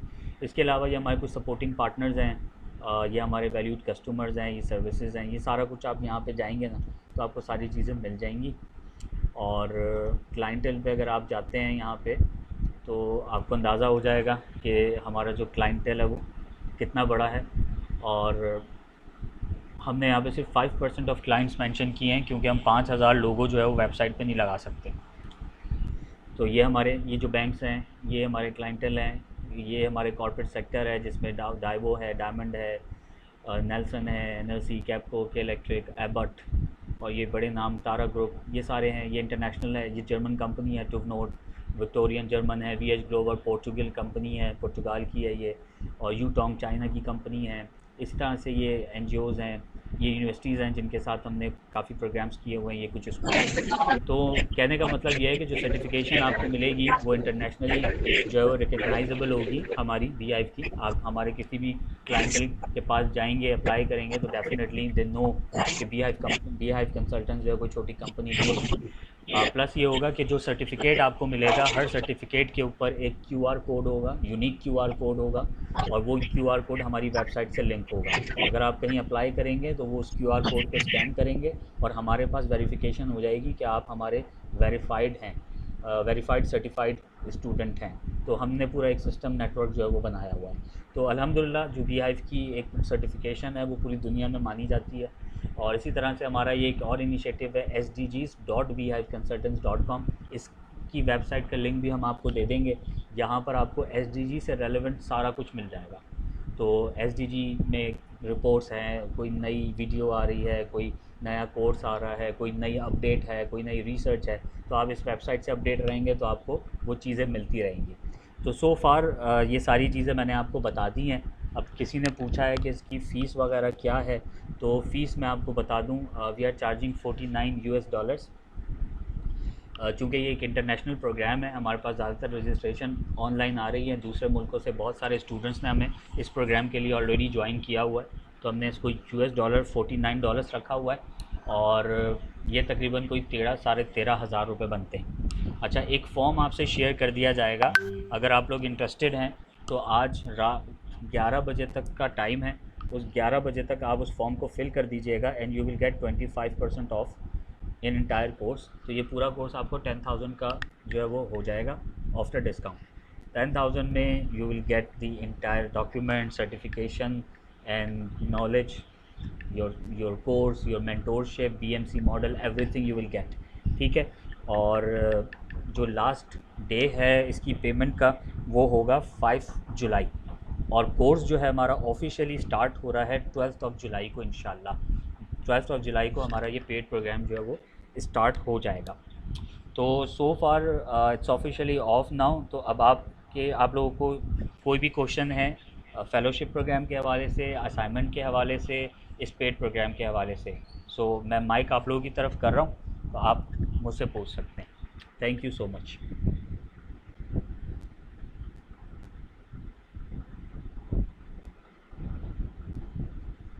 जी जोहा, मेरे ख्याल से यू कैन टेक ओवर और आप कंटिन्यू करें। I am done from my side. Thank you. So अल्हम्दुलिल्लाह हमारा जो 2 दिन का SDGs ट्रेनिंग प्रोग्राम था वो सक्सेसफुली आज कंप्लीट हो चुका है, और मुझे उम्मीद है कि आप सबने इससे बहुत ज़्यादा फ़ायदा उठाया होगा, और आपको जो भी एजुकेशन और नॉलेज प्रोवाइड की गई है, hopefully you will use that for something or for a bigger purpose. So thank you so much for your time. Thank you so much for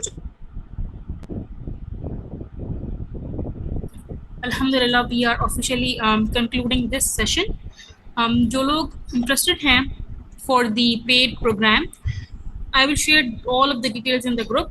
You all can reach me as well अगर आपको कोई question वगैरह हो and like किसी ने पूछा हुआ है कि पेमेंट किस तरह से होगी, तो once you fill the form आपको जो है सारी डिटेल्स प्रोवाइड की जाएंगी.